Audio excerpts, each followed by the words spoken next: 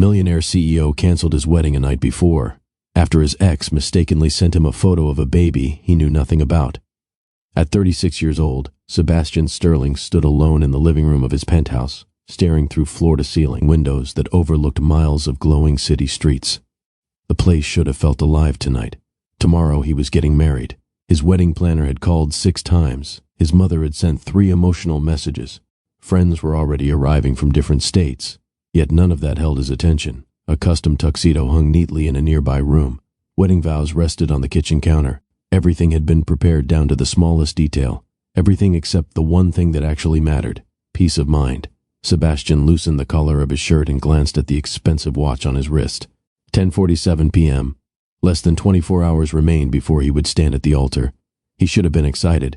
Instead, he felt strangely restless, as though something important had been forgotten, something he couldn't quite name. Most people would have traded places with Sebastian without hesitation. He owned one of the fastest-growing technology companies in America. Business magazines featured him regularly. Investors waited months for meetings. His company had recently crossed a valuation that once seemed impossible. The media called him a visionary. Employees called him a genius. Tomorrow he would marry Fina Kensington. Smart, elegant, successful. Together they looked like the kind of couple people expected to see on magazine covers. When strangers talked about Sebastian Sterling, they used words like fortunate, accomplished, and unstoppable. Nobody ever used the word lonely, because nobody knew that success had a way of becoming loud enough to drown out everything else. Sebastian reached for a glass of water. His phone rested nearby on the marble countertop. Silent, still, ordinary. For another few seconds, the vibration was brief, easy to ignore. Just one buzz against the countertop. Sebastian glanced down without much interest. Probably another wedding message. Maybe his best man. Maybe his assistant. Maybe another reminder about tomorrow's schedule. He picked up the phone casually, then froze. The screen displayed a name he hadn't seen in years. His stomach tightened instantly. Not because he expected to hear from her. Because he never expected to hear from her again. Linda Prescott. 5 years. 5 entire years since their last meaningful conversation. 5 years since they had walked away from each other. 5 years since the life they once planned together disappeared. Sebastian stared at the screen. For a moment he wondered if it was some old message arriving late. But no. The timestamp showed now. Tonight. This minute. His thumb hovered above the notification. Questions flooded his mind. Why was she contacting him? Was something wrong? Did she need help? Had something happened? Slowly, he opened the message and immediately wished he could go back to the moment before he did. The message contained no greeting, no explanation, no words at all, only a photograph. A young boy sat on a playground swing. The child couldn't have been older than 4, maybe 5. His small sneakers hovered above the ground. One hand gripped the chain, the other held a half-melted popsicle. He was smiling directly at the camera. A huge smile, the kind children wear when they haven't yet learned how complicated life can become. Sebastian frowned. At first he didn't understand why the image felt important, why Linda would send something like this. Then he looked again, and everything changed. His breathing slowed, the smile, the eyes, the shape of the face, the dimple. Sebastian zoomed in. His pulse began pounding. He zoomed in again. The child didn't merely resemble him. The resemblance was astonishing. The same bright blue eyes, the same dark hair, the same crooked grin that appeared in countless photographs of Sebastian throughout his life. He switched to his front camera, then back to the photo, then back again. His chest felt tight. No. The word escaped before he realized he had spoken aloud. This couldn't be possible. Could it? His mind immediately searched for another explanation. A cousin, a nephew, a coincidence. Anything. Yet the longer he stared, the harder it became to dismiss, because the little boy looked like someone had taken Sebastian's childhood photographs and brought them to life. Then another notification appeared. A second message arrived. Only 6 words. "Oh my goodness, wrong person, please ignore." Sebastian read it once, then twice, then a third time. Ignore? Ignore what? Ignore a child who looked exactly like him? Ignore a photograph sent by the woman he once planned to spend his life with? Ignore the questions already racing through his head. His grip tightened around the phone. No chance.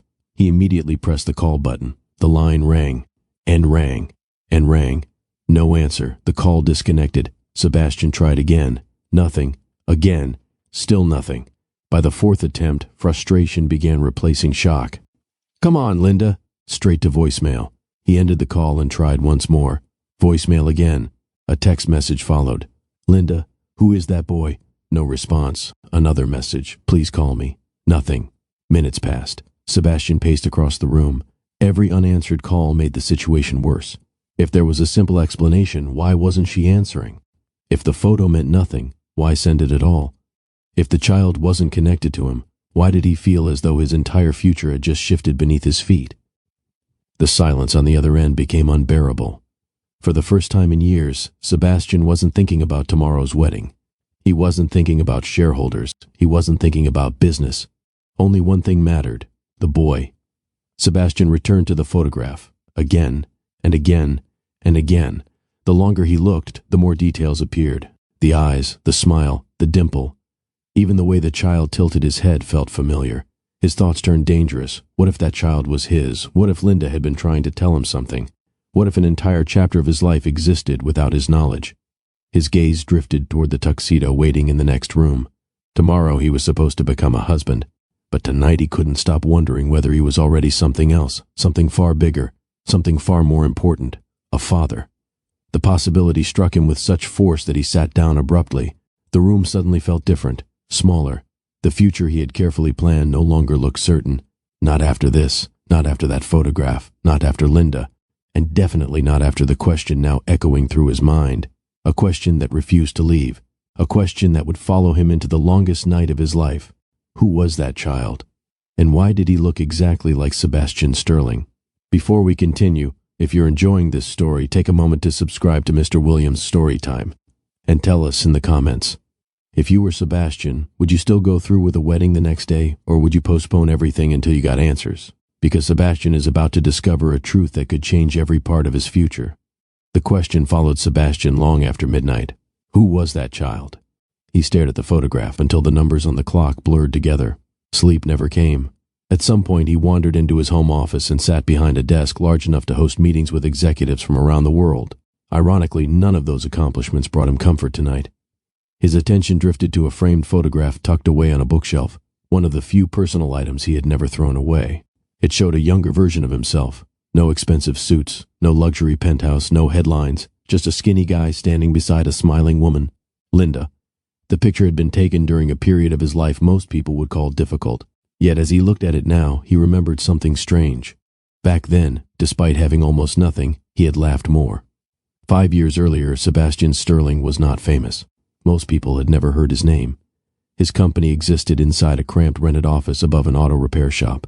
The ceiling leaked whenever someone upstairs forgot to shut a window. The furniture came from secondhand stores. Half the computers had been purchased from liquidation sales. Investors weren't competing to meet him. Most wouldn't even return his calls. More than once, Sebastian sat alone wondering if everyone else was right. Maybe his idea wasn't revolutionary. Maybe his company would fail.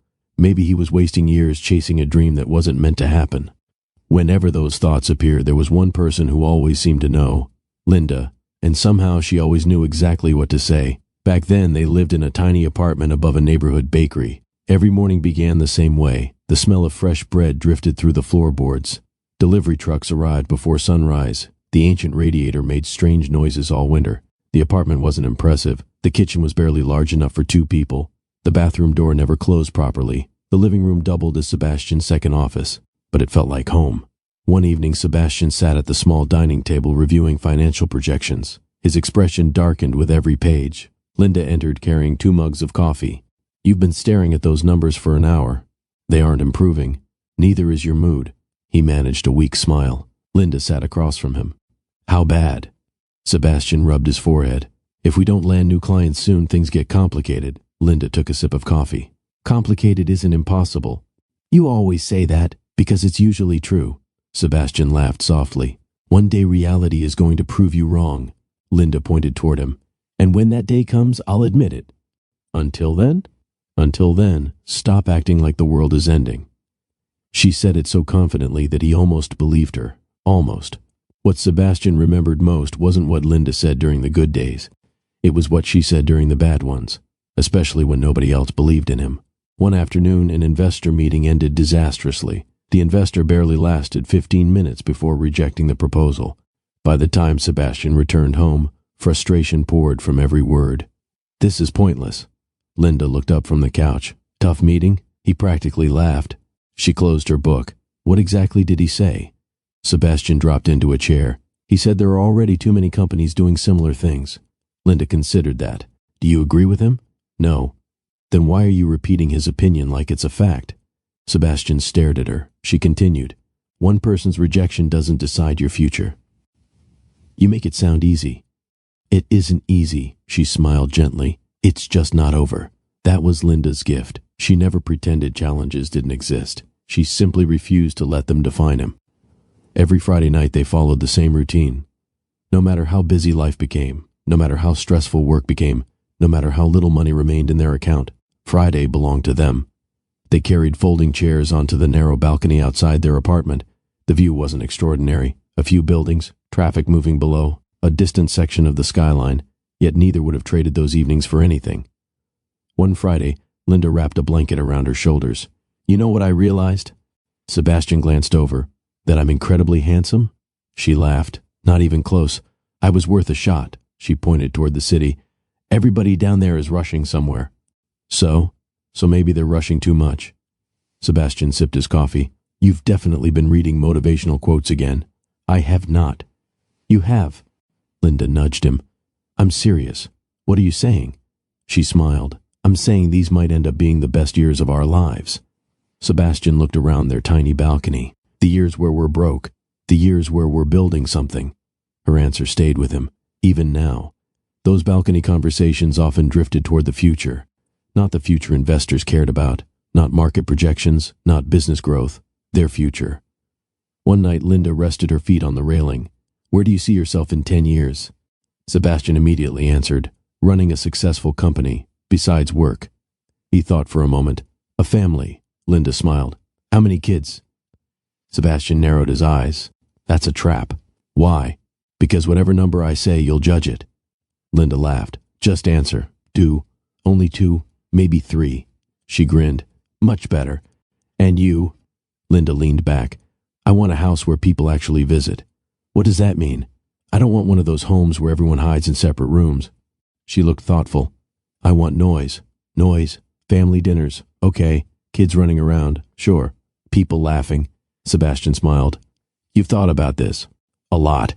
Neither realized how important those conversations would become years later. One evening the subject shifted naturally toward marriage. It wasn't dramatic. No grand declaration. Just two people discussing a future they both assumed would happen. Linda rested her head against his shoulder. Do you think we'll get married someday? Sebastian pretended to think carefully. She immediately sat up. Still evaluating applications? Linda laughed. You are impossible. He wrapped an arm around her. Of course we'll get married. You sound very confident. I am. Why? Sebastian looked at her. Because I can't imagine building a future without you in it. For once, Linda had no witty response. She simply smiled. A quiet smile, the kind that comes from feeling completely certain about someone. Several minutes later, Linda spoke again. If we ever do get married, promise me something. Sebastian groaned dramatically. Here comes the expensive part. She laughed. No giant diamond ring. His eyebrows rose. Seriously? Very serious. Most people want the giant ring. I'm not most people. Sebastian studied her. Why not? Linda turned toward the city. The traffic lights below reflected in her eyes. Because nobody remembers a ring. What do they remember? The life you build together. She looked back at him. I'd rather have memories. For a moment Sebastian simply stared. Then he kissed her forehead. I think I can manage that. Linda smiled. Good. Neither understood how meaningful that promise would eventually become. The reason their relationship worked wasn't because they were identical. In many ways they were opposites. Sebastian constantly planned ahead. Linda enjoyed the present. Sebastian worried. Linda reassured. Sebastian analyzed every decision. Linda trusted her instincts. Yet somehow those differences balanced each other. When Sebastian became consumed by work, Linda reminded him to live. When Linda felt uncertain, Sebastian provided stability.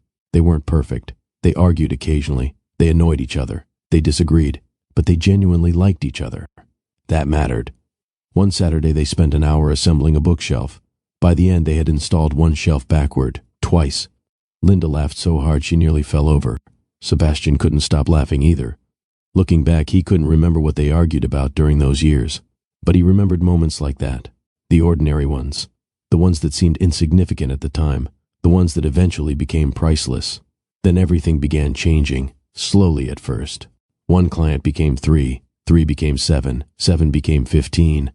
For the first time, Sebastian's company generated real momentum. The breakthrough happened after landing a contract with a major retailer.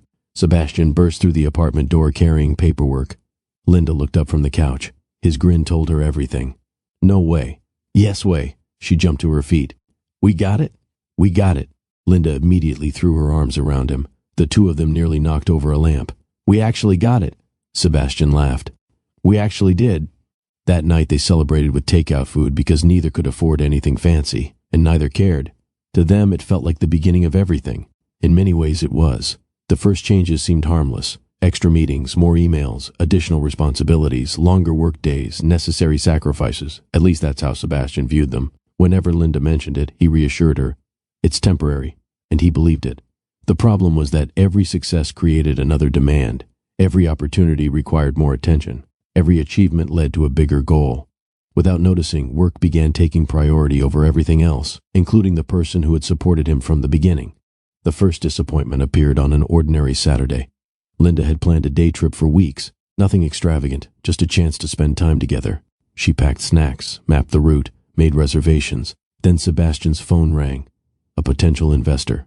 The call couldn't wait. One conversation became 3. 3 became 6. Hours disappeared. Eventually, Linda walked into the living room. You forgot, didn't you? Sebastian looked up. The expression on her face answered the question before she spoke again. The trip never happened. I'll make it up to you. Linda forced a smile. I know. But something about her voice sounded different. Not angry, disappointed. And disappointment is often harder to fix. The following months brought more victories, more recognition, more opportunities, and more moments Sebastian promised to make up later. A postponed dinner, a canceled weekend, a forgotten plan. Individually, none seemed catastrophic. Together they began creating distance, not the kind people immediately notice, the kind that arrives quietly, the kind that grows while both people convince themselves everything is fine. One evening Sebastian arrived home after another long day. The apartment was silent. Linda sat alone on the balcony, looking out across the city. He stepped outside. You okay? She smiled. A polite smile, not the effortless smile he loved. I'm fine. Sebastian sat beside her. Neither spoke for several seconds. For the first time in years, the silence felt unfamiliar. Neither realized it then. But something important had started changing, and neither yet understood where that change would lead. Sebastian believed he was building a better future for both of them. What he didn't realize was that while his company was finally succeeding, the relationship that mattered most was slowly slipping beyond his reach. The next year changed Sebastian's life. Contracts arrived faster than anyone expected. The company expanded into larger offices. New employees joined almost every month. Industry publications started mentioning his name. Investors who once ignored him suddenly wanted meetings. For a while, it felt like a dream unfolding exactly as planned. Every goal he had written down years earlier seemed to be coming true. One Tuesday morning, Sebastian stood inside a conference room surrounded by executives discussing expansion plans. As presentations filled the screen, his phone buzzed quietly. A text from Linda. Don't forget dinner tonight. A smile crossed his face. I won't. Promise. He genuinely meant it at that moment. Unfortunately, life had started teaching him a dangerous habit. Making promises was easy. Keeping them was becoming harder. As the company grew, Sebastian's schedule became less predictable. Investors wanted updates, partners wanted meetings, clients wanted presentations. Everyone wanted something. One afternoon, his assistant stepped into his office. You have 30 minutes before the next call. Sebastian glanced at the clock. Perfect. You also have dinner reservations tonight. He smiled. Already planned. His assistant nodded. Good. Linda called earlier. Sebastian looked up. Everything okay? She just wanted to confirm you'd be there. The statement lingered longer than it should have, not because Linda was demanding, because she had started needing confirmation, and that wasn't a good sign. Then came the travel. Chicago, Boston, Seattle, Austin, Los Angeles, New York. Weeks blurred together. Airports became familiar. Hotel rooms became temporary homes. His suitcase rarely stayed unpacked. At first, Linda tried making the best of it. She called every evening, asked about meetings, listened to his stories, cheered every victory, but phone calls couldn't replace presence. One evening, while sitting in a hotel restaurant hundreds of miles away, Sebastian answered a video call. Linda appeared on screen. "You look exhausted." "So do you," she laughed softly. "Fair." For a moment neither spoke. Then Linda asked quietly, "When do you come home?" "Friday." "You said that last week." Sebastian checked his calendar. "I know. Are you sure this time?" He hesitated, only for a second, but she noticed. That hesitation spoke louder than any answer. The dinner reservations he promised to keep slowly became cancellations. Sometimes it was unavoidable. At least that's what Sebastian told himself. An important client extended a meeting. A presentation ran late. A last-minute opportunity appeared. Each reason sounded reasonable. Each explanation made sense. Yet the result never changed. Linda sitting alone. Again. One night she waited nearly an hour before ordering her meal. Eventually she sent him a photo. An empty chair across the table. No caption, no accusation, no complaint.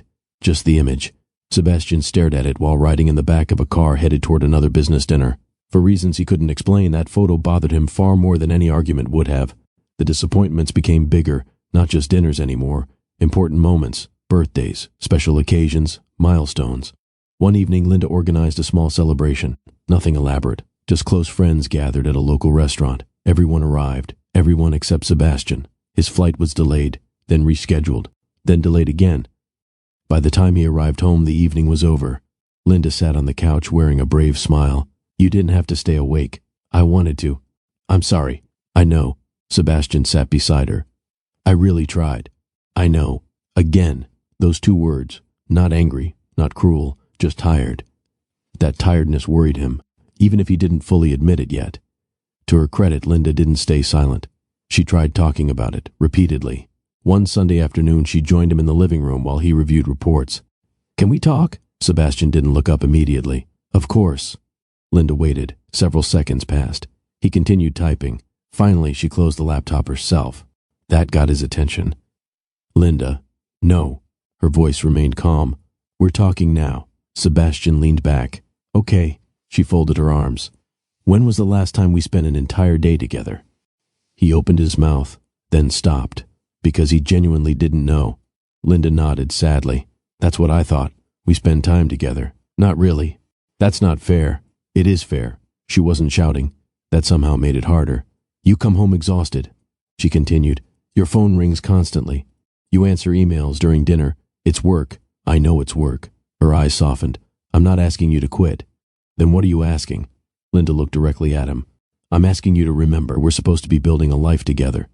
The conversation ended respectfully, but neither left feeling better. The weeks that followed became a cycle. Linda raised concerns. Sebastian promised improvement. Something urgent happened. The improvement never came. One evening she stood in the kitchen while he prepared for another trip. "How long this time?" 3 days. "You sure?" "Probably." Linda laughed, not because something was funny, because the answer sounded familiar. Very familiar. Sebastian zipped his suitcase. "When things settle down," Linda immediately interrupted. "There it is." "What?" "That sentence." "What sentence?" "When things settle down." She shook her head gently. "You've been saying that for almost 2 years.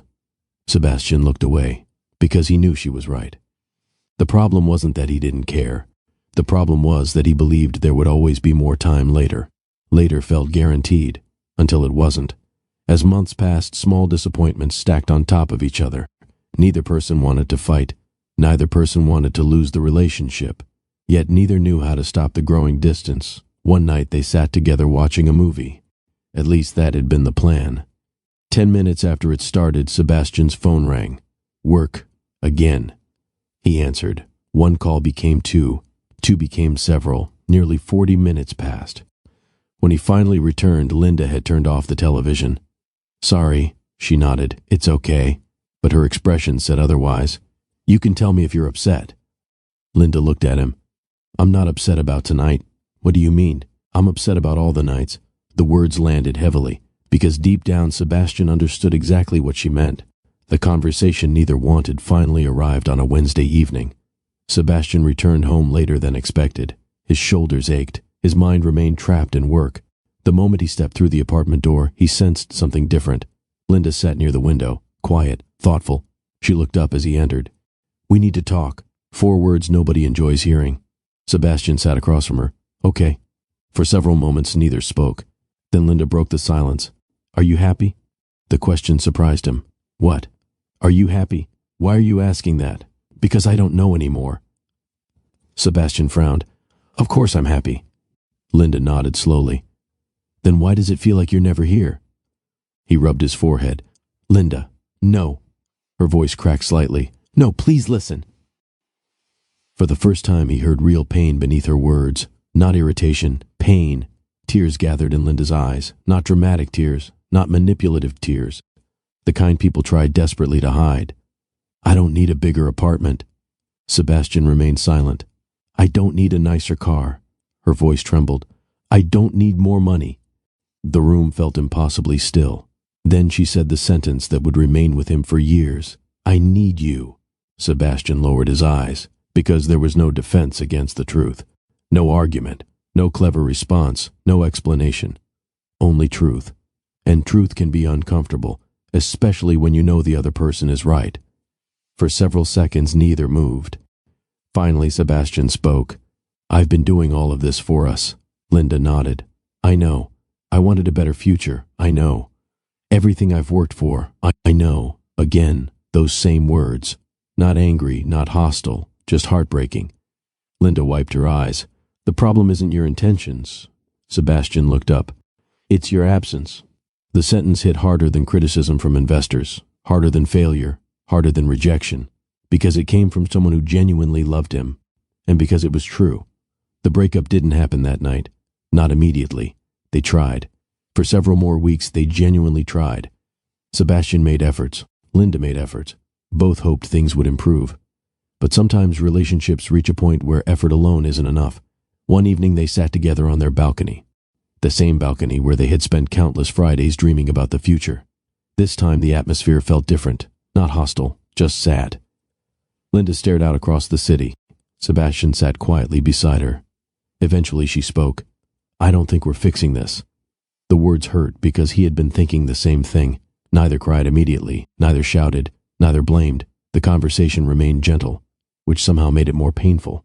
That was the hardest part. There wasn't a villain, no betrayal, no lies, no dramatic scandal, no secret affair.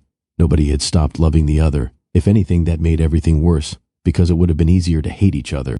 Instead, they still cared, still respected each other, still wanted good things for each other. Sometimes love ends because people stop caring. Other times love ends because life pushes two people in different directions. Neither outcome hurts less. The final goodbye happened outside the apartment building. Simple, quiet, real. Linda stood beside her car. Sebastian carried one of her bags. Neither seemed ready to leave, yet both knew they had reached the end. Linda forced a small smile. You know something? What? I still think you're going to change the world. Sebastian laughed sadly. That's a lot of pressure. You'll figure it out. She stepped closer. And for what it's worth, I'm proud of you. The words nearly broke him, because despite everything, she meant them. Thank you, Linda nodded, then climbed into her car. A few moments later, she drove away. Sebastian stood there long after the vehicle disappeared from sight. Alone, for the first time in years. He told himself it was for the best. He told himself both of them needed a fresh start. He told himself time would help. He believed all those things. At least he tried to. What he didn't know was that life still had one more surprise waiting, one that would change everything. Before we continue, tell us honestly in the comments. Do you think Sebastian made the right choice by focusing on his dream, or should he have fought harder for the relationship? And if you're enjoying this story, don't forget to like and subscribe to Mr. Williams' Story Time for more unforgettable stories. A few weeks after the breakup, Linda sat alone inside her apartment. The boxes were mostly unpacked. The silence still felt unfamiliar. She had spent the morning feeling unusually tired. At first she blamed stress, then exhaustion, then lack of sleep. Eventually she decided to stop guessing. Several hours later she stared at a small test resting on the bathroom counter. Her hands trembled. Her heart pounded. The result was unmistakable. Linda slowly lowered herself onto the edge of the bathtub. Tears filled her eyes. Not from sadness, not from happiness, from shock. Because suddenly everything had changed. She placed a hand against her stomach. 1,000 thoughts raced through her mind. Only one remained long enough to matter. Sebastian, he needed to know. Or did he? The question would follow her for days. then weeks, then months, and the answer she eventually chose would alter the course of multiple lives, including a little boy who had not even been born yet. 5 years later, Sebastian Sterling sat in his penthouse staring at a photograph of a child who looked exactly like him, a child he had never met, a child he had never known existed, and in less than 24 hours he was supposed to get married. Morning arrived without bringing Sebastian any answers. He had not slept, not even for a few minutes. The photograph remained open on his phone. Every time he looked away, he found himself looking back. As dawn slowly brightened the city beyond his windows, he stood in the kitchen holding a cup of coffee that had long since gone cold. His mind replayed the same questions over and over. Why would Linda send that photograph? Who was the little boy? Why had she immediately tried to dismiss it? And most importantly, why did the child look so much like him? His phone remained silent. No returned calls, no explanation, nothing. The silence was becoming its own answer, and Sebastian didn't like what it seemed to be suggesting. Unfortunately, the rest of the world had no idea his life had just been thrown into chaos. The wedding preparations continued exactly as planned. By 8 o'clock, messages flooded his phone. His mother sent photographs from the rehearsal dinner setup. His best man left a voice message. The wedding coordinator emailed a final schedule. Guests posted photos from hotels around the city. Everyone seemed excited. Everyone seemed happy. Everyone seemed certain about tomorrow. Everyone except Sebastian. As he scrolled through the messages, he felt strangely disconnected from them. The wedding that had consumed months of planning suddenly felt distant, like an event happening to somebody else. Not because he doubted Fina, not because he feared commitment, but because one unanswered question had become impossible to ignore. Around mid-morning, Sebastian arrived at his company headquarters. His assistant immediately noticed something. "You look terrible." "Good morning to you too." She folded her arms. "When was the last time you slept?" He considered lying, then decided against it. "Yesterday." Her eyes widened. "You're getting married tomorrow." "I'm aware. Then why are you here?" Because work usually helped him focus.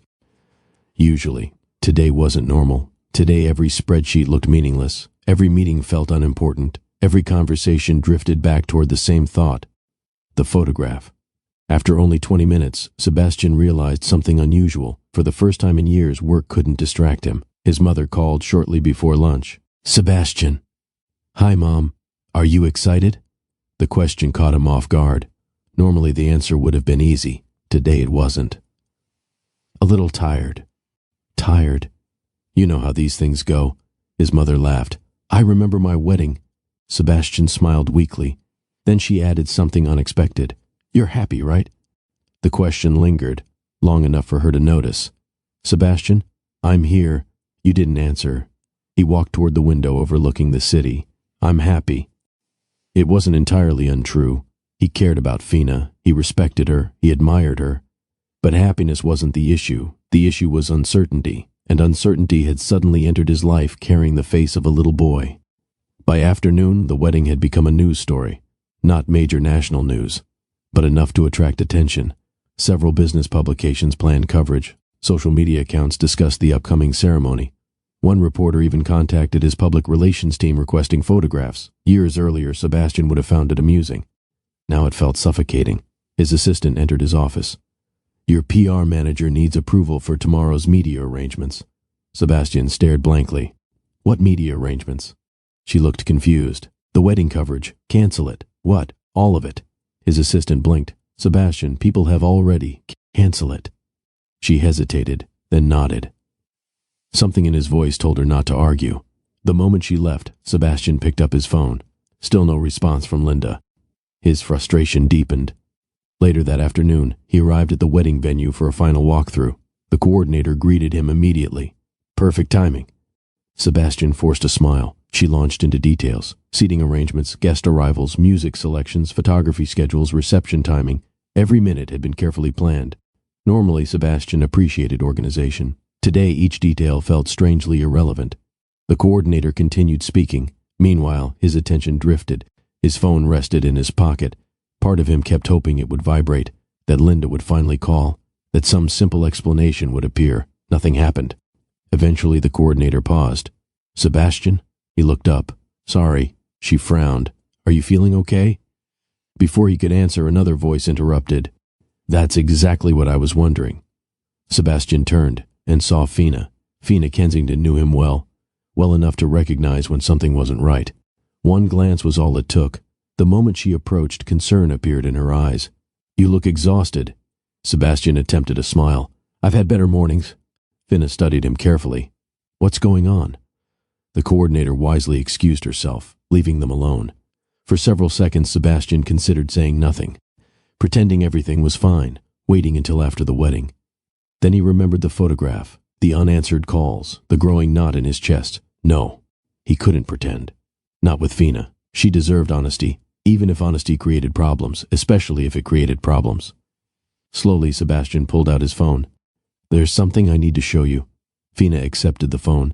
At first she seemed confused. "A child? Keep looking." Her expression gradually changed.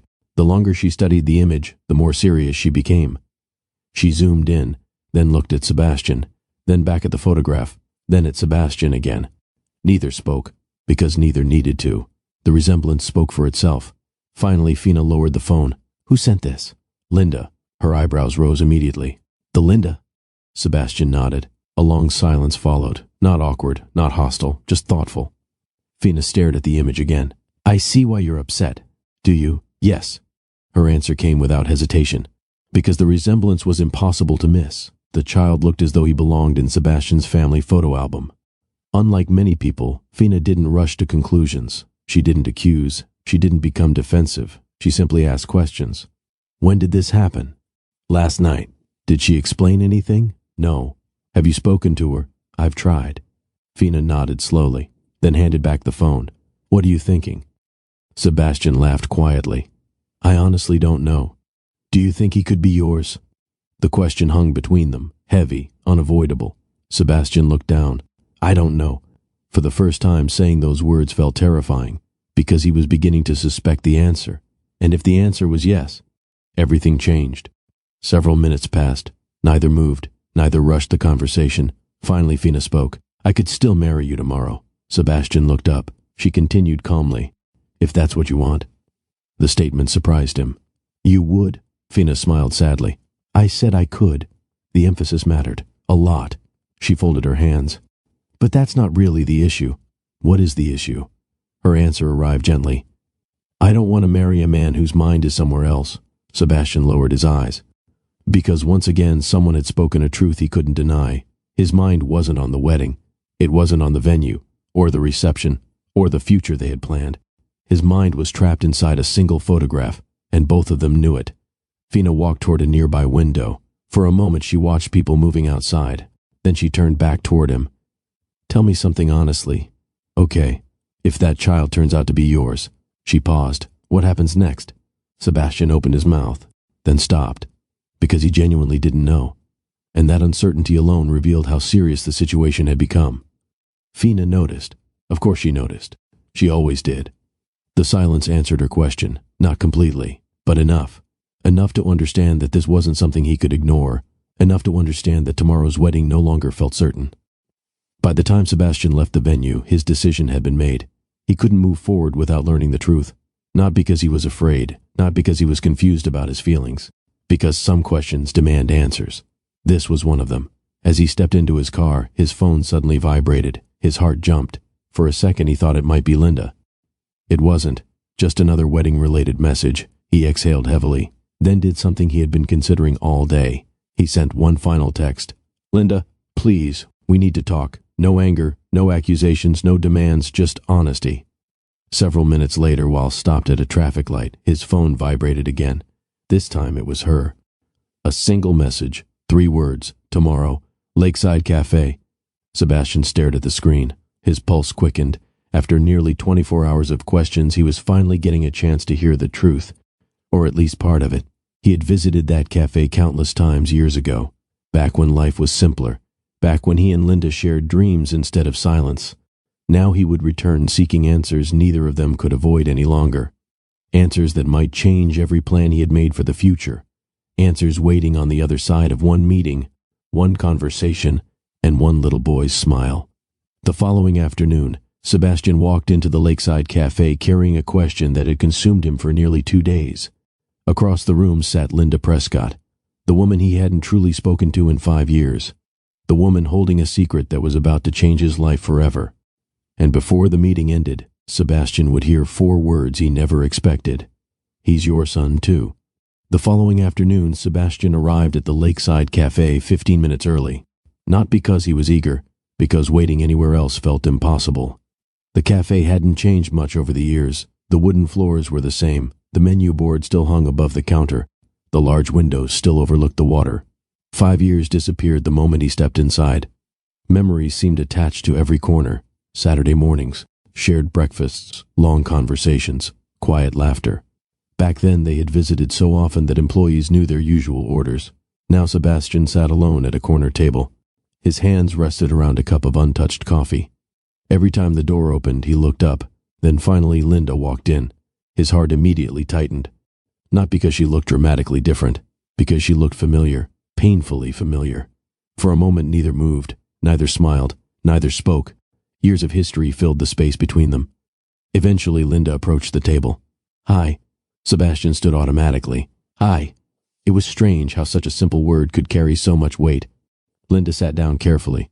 Sebastian returned to his seat. Silence followed. Not because either lacked something to say, because there was too much to say. A server approached. Linda ordered tea. The server left. Silence returned. Finally Sebastian spoke. "You look good." Linda managed a small smile. "Thank you." "You too." Another pause. Neither knew where to begin. 5 years of unanswered questions rarely fit neatly into a conversation, yet only one question truly mattered. The photograph, the little boy, the resemblance. Eventually Sebastian placed his phone on the table. The image faced upward. Linda's expression immediately changed. Her eyes lowered. The conversation had officially begun. Sebastian didn't raise his voice. He didn't accuse her. That almost made the moment more difficult. His question came quietly. "Who is he?" Linda stared at the photograph. Her fingers tightened around her teacup. Several seconds passed, then several more. Sebastian waited. For once, patience felt impossible, yet he forced himself to remain calm. "Linda." Her eyes closed briefly, as if she had rehearsed this moment countless times and still wasn't prepared for it. When she finally looked up, emotion filled her face. Fear, regret, sadness, all at once. The sight unsettled Sebastian immediately. Because people don't look like that when the answer is simple. "I never meant for you to find out like this." Her voice barely rose above a whisper. Sebastian leaned forward. "Find out what?" Linda looked away, toward the water outside, toward anything except him. The silence stretched. Then she shook her head, almost as if arguing with herself. "I've replayed this conversation for years. Years." The word struck him instantly. Years? What did that mean? Linda swallowed hard. "I always thought I'd tell you." Sebastian frowned. "Tell me what?" Her eyes filled with tears, not dramatic tears.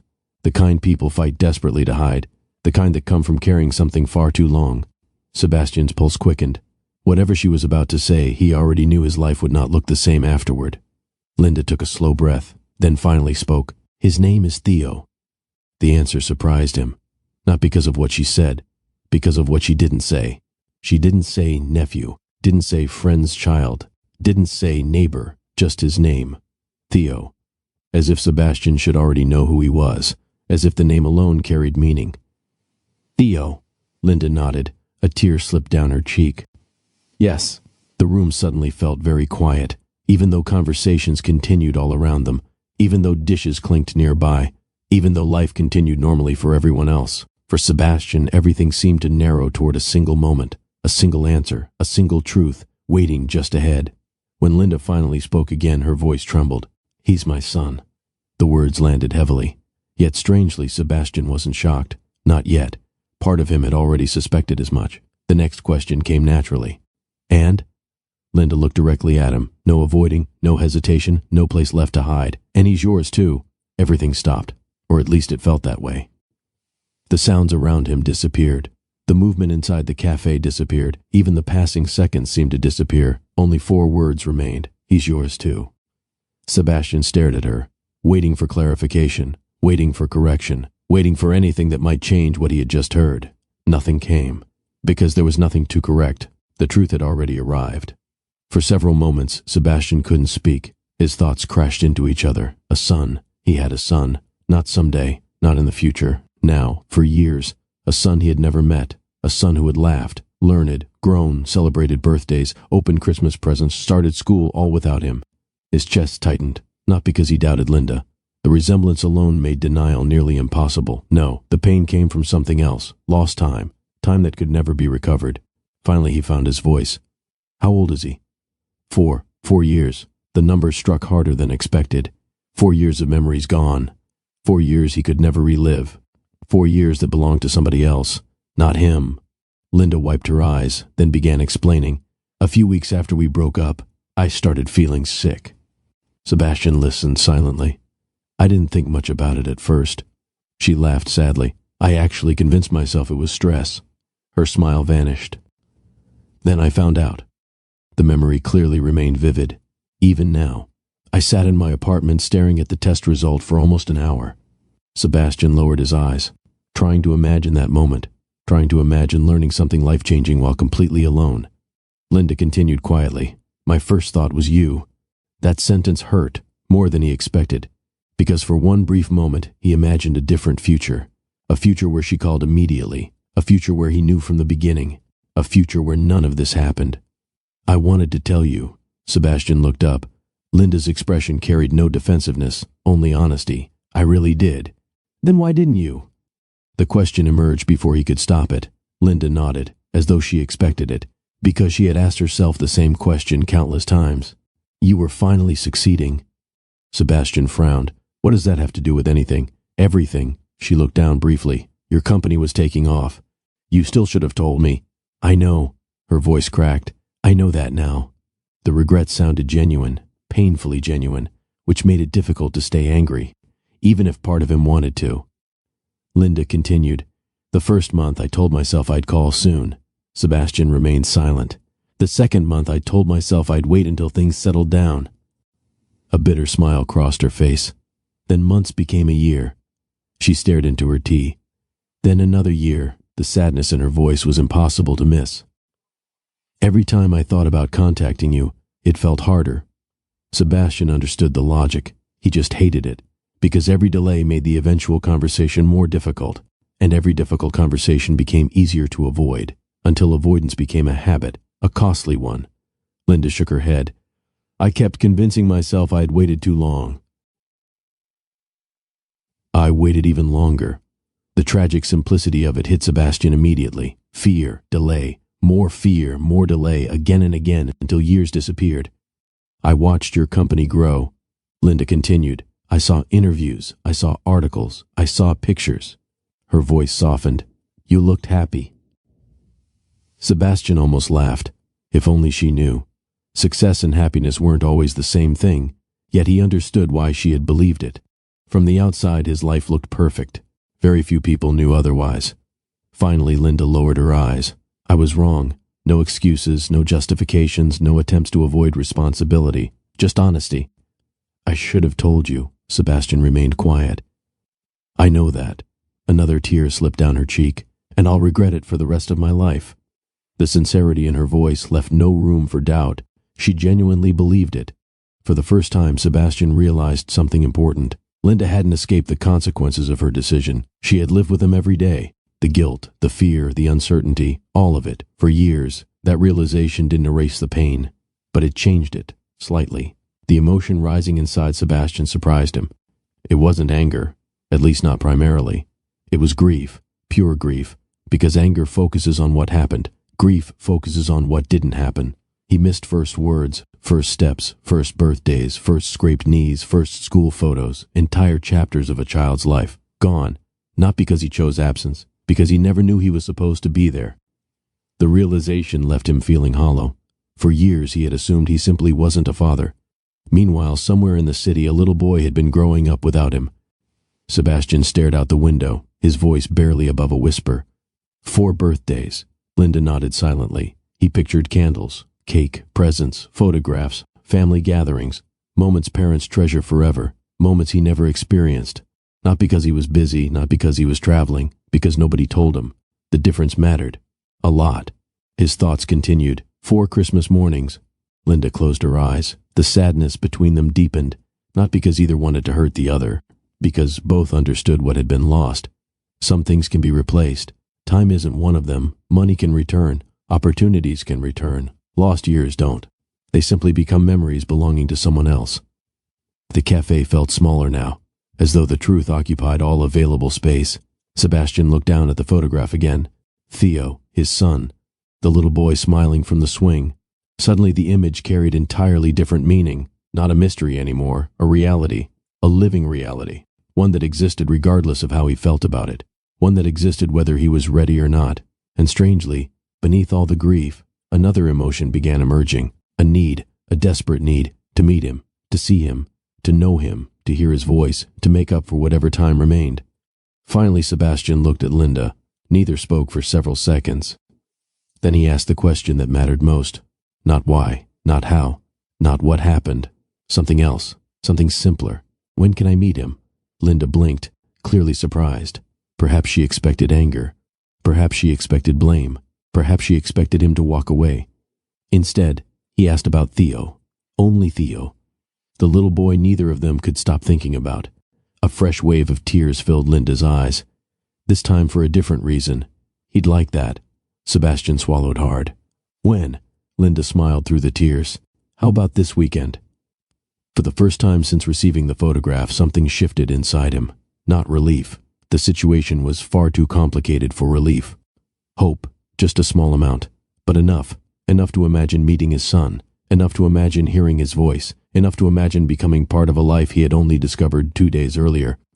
Sebastian glanced once more at the photograph.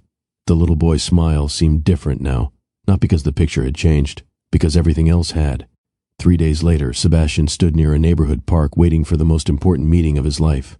Not with an investor, not with a client, not with a world leader, with a 4-year-old boy named Theo, a little boy who had no idea he was about to meet his father.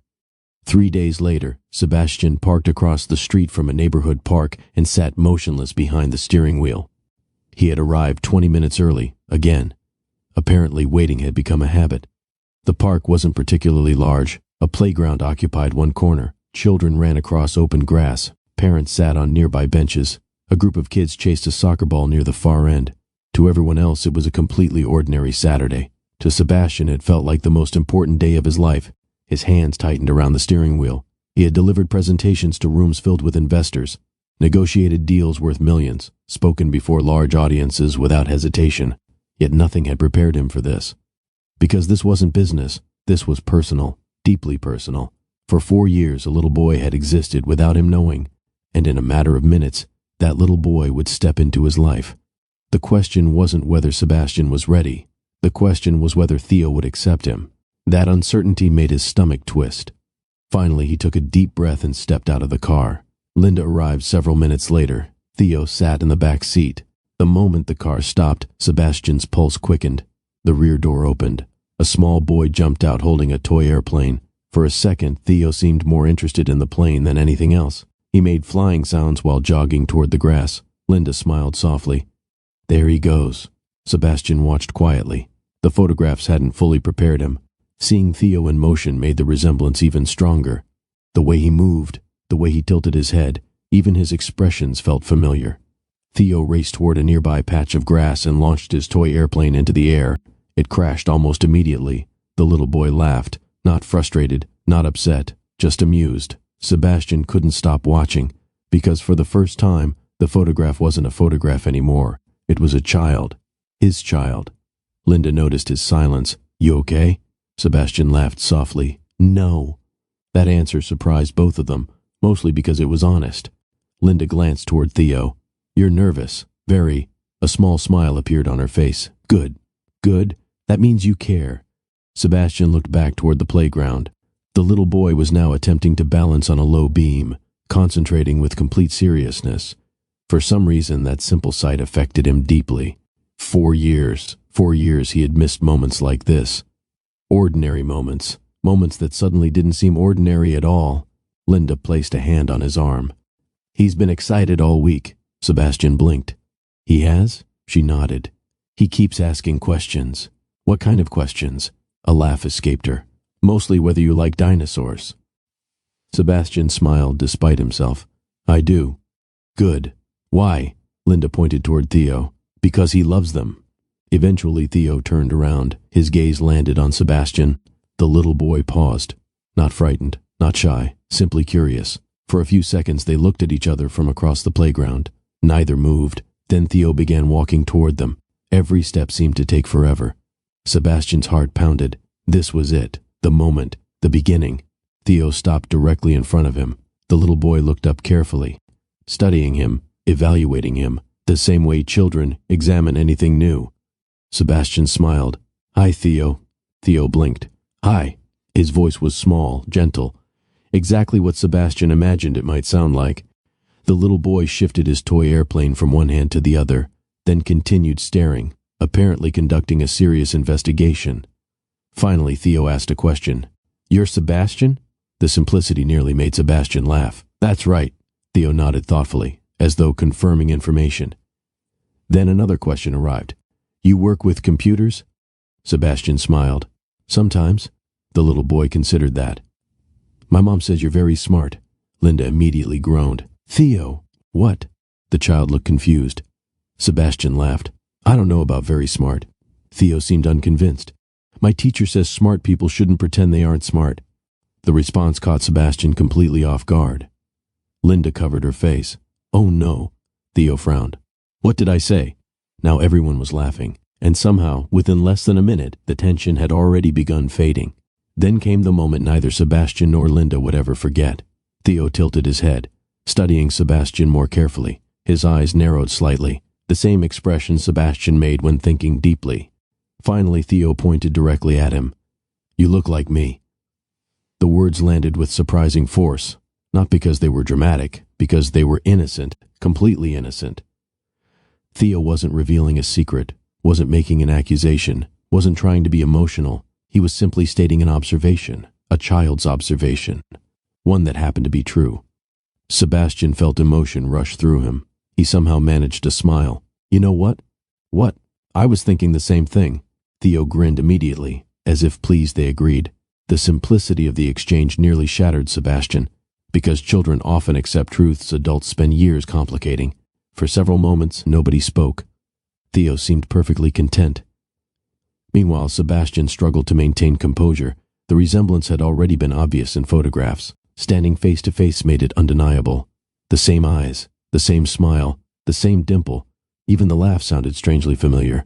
It felt surreal, as though life had somehow skipped several chapters and dropped him into the middle of a story he should have been reading from the beginning. Theo pointed toward the playground.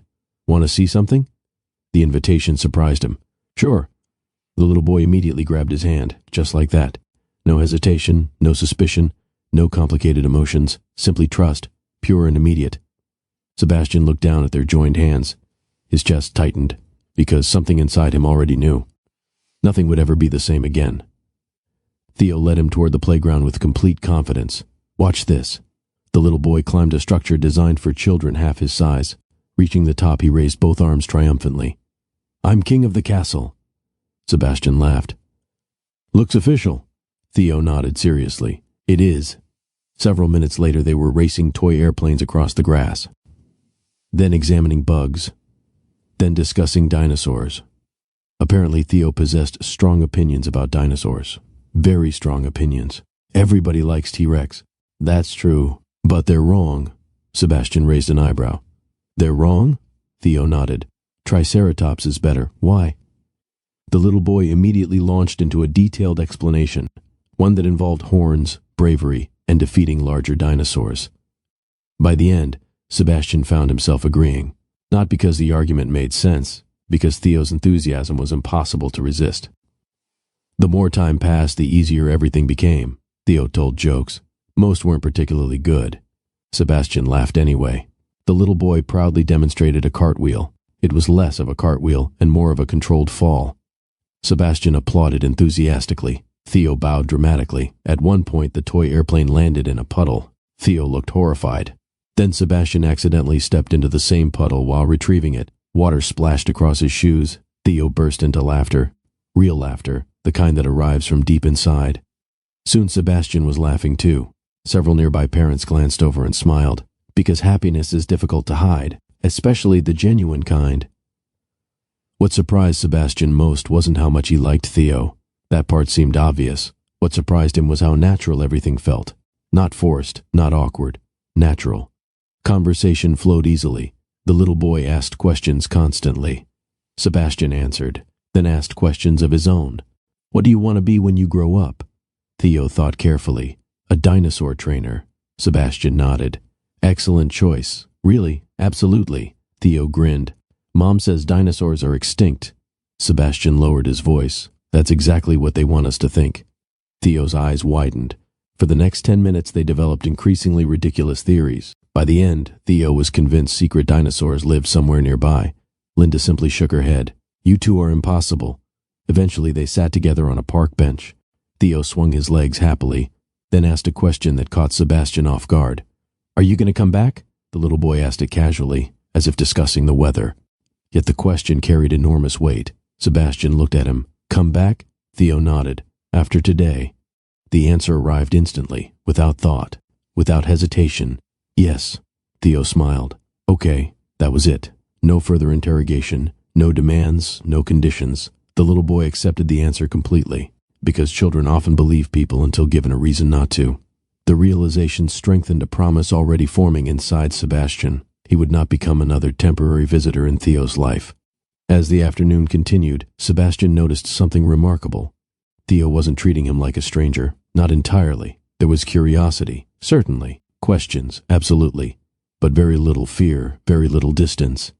It was almost as if the child had already decided Sebastian belonged there. At one point, Theo returned from the playground carrying a snack. Without thinking, he handed half of it to Sebastian. A simple gesture, yet meaningful. Children share with people they trust.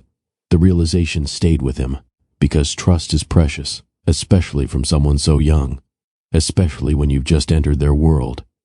As the afternoon drew closer to evening, the conversations became quieter, more comfortable. Theo sat beside him watching ducks near a small pond. For several minutes neither spoke. Then Theo leaned lightly against his arm.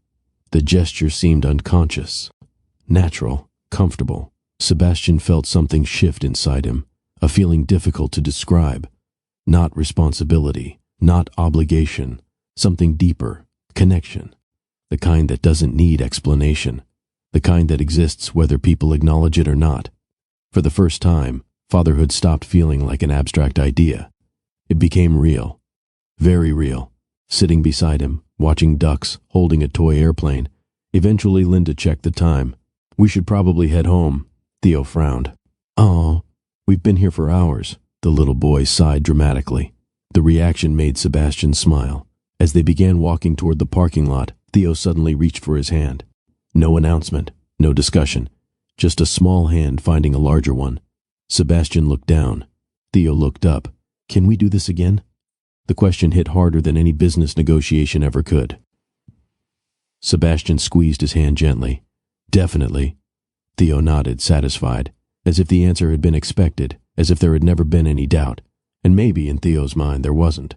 For the little boy, the afternoon had been simple. He met Sebastian. They talked, they laughed, they played. Now they would do it again. Children often see life more clearly than adults. They focus on what matters. And at that moment, Sebastian realized something important. His company still mattered. His responsibilities still mattered. But they no longer occupied the center of his world. Something else did. Someone else did. A 4-year-old boy with bright blue eyes and a toy airplane. Before we continue, tell us in the comments. Do you think Theo knew right away that Sebastian was someone special in his life?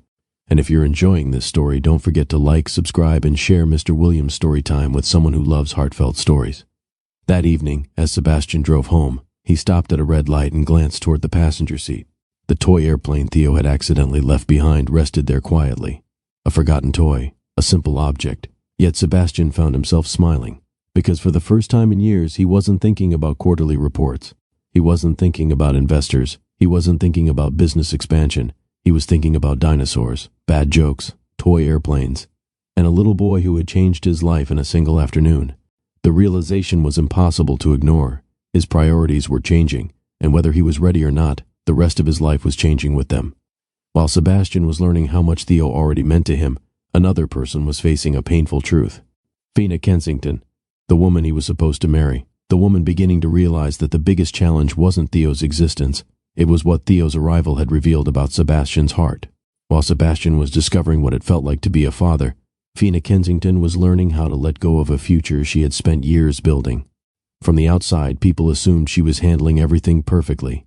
That assumption followed her everywhere, at work, among friends, at family gatherings. Even strangers seemed convinced she was one of those people who always had life under control. The truth was far less polished. Every morning she woke up hoping clarity would arrive. Every night she went to sleep carrying the same unanswered questions. Not about Theo, not even about Linda, about Sebastian. Because somewhere between the canceled wedding and the photograph, she had started noticing things she couldn't ignore. Things that had been there all along. Things she had simply chosen not to examine too closely. Until now. The wedding postponement had created plenty of speculation. Friends called constantly. Family members asked questions. Everyone wanted explanations. Fina gave very few. Not because she enjoyed secrecy, because some situations are too personal for public discussion. One afternoon, her younger sister stopped by unexpectedly. They sat together in the kitchen drinking tea. Finally, her sister asked the question everyone seemed to be asking. "Do you think you'll still get married?" Fina stared into her cup. "I don't know." Her sister looked surprised. "You've never said that before." "Maybe I should have." The answer lingered, because uncertainty was unfamiliar territory for Fina. She usually made decisions confidently. This situation felt different. For the first time, her future depended on a truth she couldn't control. What separated Fina from many people was her ability to be honest with herself, even when honesty hurt, especially when honesty hurt. Several days after the postponed wedding, she sat alone reviewing old photographs. Vacations, dinner dates, holiday celebrations. Happy memories filled the screen. She smiled at many of them. The relationship had been real. The love had been real. None of that was in question. Yet as she continued scrolling, she noticed something. In almost every photograph, Sebastian looked happy, but rarely peaceful. There was a difference, one she hadn't fully understood before. A person can love you and still be searching for something. A person can commit to you and still carry unfinished chapters inside their heart. The realization wasn't pleasant, but it felt true, and truth mattered more than comfort. About 3 weeks after meeting Theo, Sebastian received a message. It was from Fina, simple and direct. "Dinner tomorrow?" For several moments he stared at the screen. Part of him knew exactly what the conversation would be about. Another part hoped he was wrong. Still, he replied, "Of course." The following evening they met at a restaurant overlooking the water, not because either planned it that way, because it happened to be the place where Sebastian had proposed. The irony wasn't lost on either of them. As they sat down, the atmosphere felt strangely calm. Not tense, not hostile, just serious. Two people sharing a conversation they both knew was necessary. After ordering dinner, neither rushed into the difficult subject. They discussed work, family, ordinary things. Eventually, the silence arrived naturally. Fina set down her glass. "How's Theo?" The smile that appeared on Sebastian's face was immediate, unconscious, genuine. Fina noticed instantly. Of course she did. "He's great," she nodded. "I can tell." Sebastian looked confused. "What do you mean?" Fina smiled softly. "That's the happiest I've seen you in weeks." The observation caught him off guard, because it was true. Theo brought a kind of joy that surprised him daily. Not dramatic joy, not excitement, something steadier, something deeper. Fina folded her hands together. "Can I tell you something?" "Always." She looked directly at him. "The moment you showed me that photograph, I knew." Sebastian remained silent, because he already suspected where this was going. Fina continued. "Not that the child was yours." "What then?" "That everything had changed." Her voice remained calm, measured, thoughtful. "The way you looked at that photo." She paused briefly. "I had never seen you look at anything that way." The statement settled between them, not as criticism, simply as an observation, one she had spent weeks thinking about, one she could no longer ignore. For a few moments neither spoke. Then Fina asked quietly, "Can I ask something difficult?" Sebastian nodded. "You can ask anything." She took a breath. "When Linda's name appeared on your phone that night," her eyes searched his, "what did you feel?" The question was fair, painfully fair. Sebastian considered lying, then remembered who he was sitting across from. Fina deserved honesty. "I was shocked." She nodded. "What else?" He hesitated, then answered truthfully, "Curious, what else?" The next answer arrived much more quietly. "Concerned." Fina lowered her eyes briefly, as though confirming something she already suspected. When she looked up again, her smile carried sadness. I thought so. Dinner arrived. Neither touched it immediately. The conversation mattered more. Fina looked toward the water. Do you still love her? The question finally sat between them, the one both had been circling all evening. Sebastian didn't answer right away, not because he wanted to avoid it, because he genuinely needed to think. Love wasn't always simple. 5 years had passed, entire lives had changed, yet some feelings never disappear completely. They wait, quietly, patiently, sometimes unnoticed, until something wakes them up. Finally, Sebastian spoke. I don't know. Fina smiled sadly. That's not entirely true. He looked down, because once again she had seen through him. The truth was more complicated. He wasn't certain what the future looked like. He wasn't certain where things with Linda would lead. But he was certain of one thing. Part of his heart had never completely closed that chapter, and perhaps it never had. What happened next was one of the reasons Sebastian would always respect Fina. She didn't become angry, didn't accuse him, didn't attack Linda, didn't make him feel guilty. Instead, she nodded slowly, as though accepting a truth she had already discovered on her own. Thank you, Sebastian frowned. For what? For being honest. The answer surprised him, because honesty wasn't making anything easier, yet Fina seemed grateful for it anyway. Some people prefer comforting lies. Fina never had. She preferred difficult truths, even when they broke her heart. The conversation continued for nearly an hour. By the end, neither person needed to say the obvious. They both understood. The relationship had reached its conclusion, not because anyone failed, not because anyone behaved badly, because life had taken them somewhere neither expected. Eventually, Fina reached across the table. Her hand rested lightly over his, a familiar gesture, one that carried entirely different meaning tonight. I think we both know. Sebastian nodded slowly. I think we do. The words hurt, yet they also brought clarity. Sometimes uncertainty is more painful than the truth, even when the truth isn't what you wanted. For a while they sat quietly, watching boats move across the water, listening to distant conversations. Neither rushed to leave, neither wanted the evening to end. Because endings deserve respect, especially meaningful ones. Finally, Fina smiled. Can I tell you what bothers me most? Sebastian looked at her. You can tell me anything.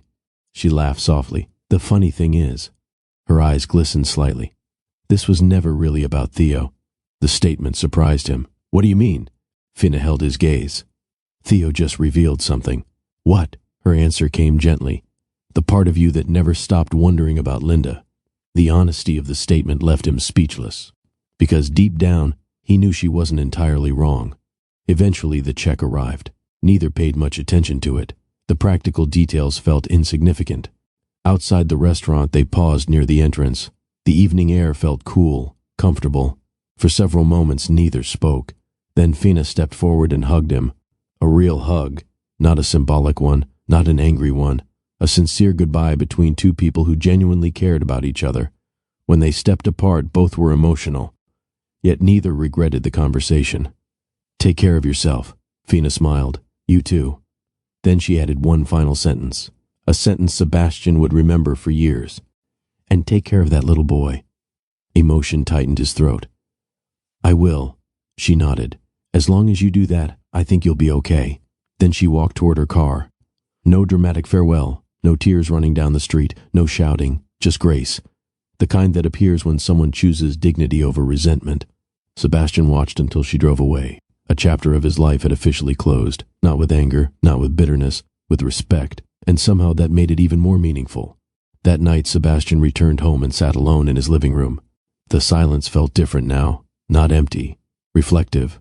He thought about Fina, about honesty, about second chances, about everything that had changed in such a short period of time. Then his phone vibrated. A photograph appeared. Theo, covered in pancake batter, grinning proudly. The message beneath it came from Linda. He insisted on making breakfast. We may need a new kitchen. A laugh escaped before Sebastian could stop it. For the first time all evening he smiled. A genuine smile. The kind that appears when your thoughts drift towards someone who matters. And in that moment he realized something important. The future remained uncertain. Many difficult conversations still lay ahead. Many questions remained unanswered. But one thing was becoming increasingly clear. Being Theo's father wasn't simply changing his schedule. It was changing him. Over the following months, board meetings became shorter. Business trips became less frequent. And for the first time in years, Sebastian Sterling began learning a lesson no business school had ever taught him. How to be a dad. The months that followed looked very different from the life Sebastian had been living. Not overnight, not all at once. Change arrived through small decisions, one choice at a time, one priority at a time, one moment at a time. The company still existed, meetings still happened, employees still needed leadership, investors still called. But something had shifted. For years, every calendar entry revolved around business. Now another name appeared regularly. Theo Sebastian found himself arranging work around family instead of arranging family around work. The adjustment wasn't always easy. Sometimes schedules conflicted. Sometimes responsibilities collided. Yet for the first time in years, he didn't automatically choose work. And strangely enough, the world didn't collapse when he didn't. Theo's first soccer practice became a lesson in childhood reality. Sebastian arrived expecting strategy, competition, organization. What he found instead was 12 children running in random directions. Half of them chased the ball. Several chased each other. One child appeared fascinated by a butterfly. Another sat on the grass. Theo somehow managed all three activities within 10 minutes. Sebastian stood beside Linda watching the chaos. "Is it always like this?" Linda laughed. "Worse." Theo suddenly spotted them. "Dad!" The word still caught Sebastian by surprise. Not because it felt wrong, because it felt right. Theo waved enthusiastically before immediately tripping over his own feet. Fortunately, the little boy bounced back up as if nothing had happened. Children recover from embarrassment much faster than adults, something Sebastian was beginning to admire. A few weeks later, Sebastian volunteered to pick Theo up from school. It seemed simple enough. Arrive, wait, go home. Instead, it became one of his favorite parts of the week. The moment school ended, children burst from the building like they had been released from captivity. Parents waved, teachers smiled, backpacks bounced everywhere. Then Theo appeared. The second he spotted Sebastian, his entire face lit up. That reaction never failed to affect him. Every single time. Theo ran across the sidewalk. "Dad!" Sebastian knelt. Theo launched himself forward. "Guess what happened today?" The question arrived before the hug ended. Sebastian smiled. "What happened?" Theo immediately began talking, and talking, and talking. Apparently an entire day of information required immediate sharing. By the time they reached the car, Sebastian had learned about spelling tests, playground disagreements, lunch trades, and a suspiciously large worm discovered near the basketball court. It was impossible not to smile. Bedtime quickly became sacred territory. Theo insisted on a story every night Sebastian visited. Not reading, storytelling. There was a difference, a significant difference. One evening, Theo climbed into bed and pointed dramatically. "Tell me an adventure." "What kind?" The little boy thought carefully. "A funny one." Sebastian nodded, then created a completely ridiculous story involving a dinosaur who wanted to become a chef. Theo laughed so hard he nearly fell off the bed. The next night the dinosaur returned, then again, and again. Soon the character developed an entire fictional career. One evening Linda passed the bedroom door and overheard part of the story. "A dinosaur opened a restaurant?" Theo answered proudly. "He owns 3 now." Linda shook her head. "Of course he does." By then, even Sebastian wasn't sure how the dinosaur became so successful. Saturday mornings developed their own tradition. Pancakes. Not because Sebastian was particularly good at cooking. Quite the opposite. The first attempt ended disastrously. The second wasn't much better. The third produced something vaguely recognizable. Theo remained supportive throughout. "Dad? Yeah? This pancake looks like a shoe." Sebastian examined it. "That's fair." Theo nodded seriously. "We should probably eat it anyway." Linda laughed so hard she had to leave the kitchen. Eventually the pancakes improved. Slightly, though Theo continued rating them on a scale nobody understood. One week they earned 7 dinosaurs. Another week they earned 11 dinosaurs. Sebastian never figured out whether higher numbers were better. Theo refused to explain. Homework introduced entirely different challenges, particularly math. One evening, Theo sat at the dining table staring at a worksheet. His pencil remained motionless. Sebastian sat beside him. "Need help?" Theo sighed dramatically. "It's impossible." Sebastian looked down. The question involved simple addition. "Impossible? Completely." The little boy leaned back in his chair. "I've done all I can." Sebastian struggled not to laugh. "Have you tried solving it?" "No. That would be a good first step." Theo considered this. "That's actually a pretty smart idea." Within 20 minutes, the worksheet was finished. Theo immediately celebrated as though he had completed a university degree. The confidence children gained from small victories fascinated Sebastian. Adults often forget how important encouragement can be. Without planning it, traditions started appearing. Movie nights, Saturday breakfasts, park visits, school pickup days, evening walks. None seemed extraordinary individually. Together they created something important. Consistency. Theo began expecting those moments, looking forward to them, trusting them. One Friday evening, Sebastian arrived slightly later than usual. The moment he entered the house, Theo appeared. "You're late." The statement sounded remarkably similar to something Linda once used to say. Sebastian laughed. "I know." Theo folded his arms. "We were worried." The word struck him immediately. We, not Mom. We, a small detail, yet meaningful. Increasingly, Theo viewed them as a unit, a family. The realization brought unexpected warmth. One afternoon, Sebastian sat inside an executive meeting reviewing expansion plans. The discussion lasted nearly 2 hours. Normally, he would have remained fully engaged. Today, his attention drifted toward the clock. Finally, one executive noticed. "Somewhere else you need to be?" Several people laughed. Sebastian smiled. "Actually, yes." The room became quiet. That answer wasn't typical, not from him. For years, he had been the last person to leave meetings, the first person to arrive. Work came first. Always. Until now. One executive raised an eyebrow. "Important?" Sebastian didn't hesitate. "Very."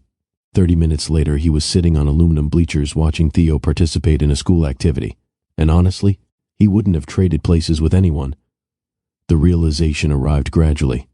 Then all at once. One evening, Sebastian returned to his penthouse after spending the day with Theo. The place felt enormous. Quiet. Too quiet. He walked through rooms filled with expensive furniture, modern artwork, luxury, everything he once believed represented success. Then he remembered Theo teaching him how to properly rank dinosaurs, and found himself smiling. That was when the truth finally became impossible to ignore. His happiest moments no longer happened in boardrooms, or interviews, or business conferences. They happened during ordinary afternoons with a little boy. The shift felt profound, and surprisingly liberating. For years, Sebastian believed providing for people was enough. Work hard, earn money, create opportunities, build security. Those things mattered. Of course they did. But Theo taught him something else. Children notice presence. They remember who shows up, who attends, who listens, who stays. One afternoon after school, Theo climbed into the car and immediately began searching the back seat. "What are you looking for?" "My backpack. It's right there." "Oh." Theo grabbed it, then smiled. "I knew you'd come." The statement seemed casual, yet it lingered, because trust isn't built through promises. It's built through repeated actions, day after day, moment after moment, showing up. Linda noticed the changes before Sebastian did. One evening they sat on the porch while Theo played in the yard. "He really changed you." Sebastian glanced over. "Who?" Linda laughed. "The 5-year-old running around pretending to be a dinosaur." Theo immediately roared from across the yard, as if proving her point. Sebastian smiled. "Baby, no." She shook her head. "Definitely." He thought about it, about the man he had been years earlier, about the person he had become. The differences were undeniable. He still cared about success, still cared about business, still cared about goals. But those things no longer defined him completely. For the first time, his identity extended beyond work, and it felt surprisingly good. One rainy afternoon, Theo sat at the kitchen table surrounded by markers, completely focused. His tongue stuck out slightly as he concentrated. A sure sign something serious was happening. Sebastian entered carrying groceries. "What are you working on?" Theo quickly covered the paper. "Nothing. Nothing? Top secret." Sebastian laughed. "Understood." Several minutes later, Theo approached him holding the drawing. "You can see it now."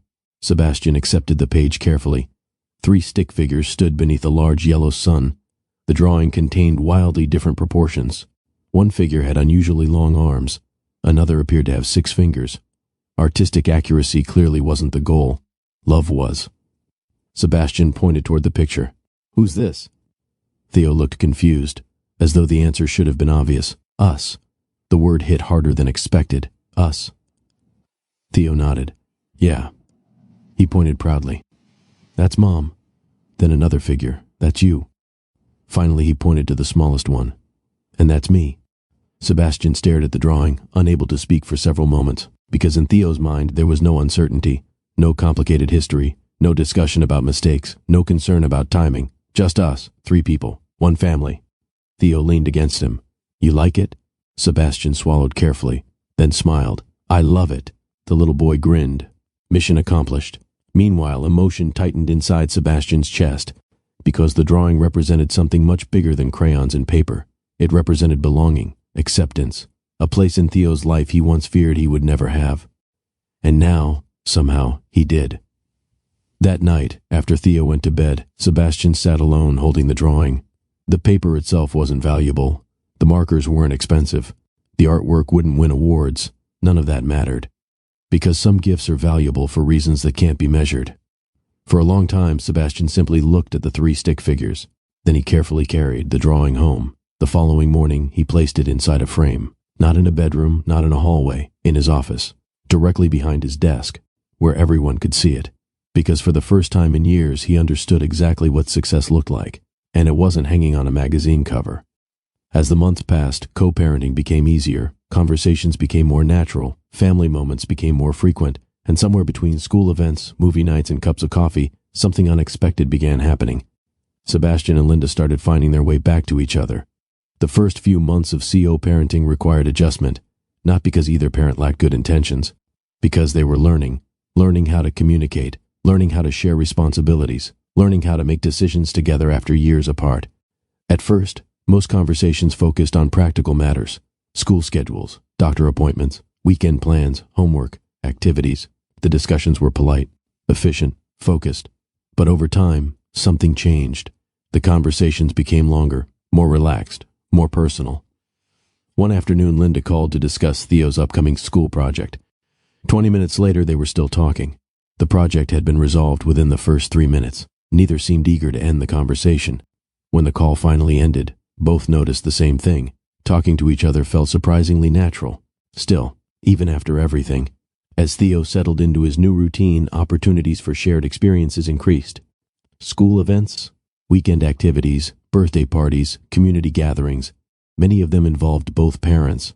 One Saturday, Theo participated in a children's science fair. His project involved building a model volcano.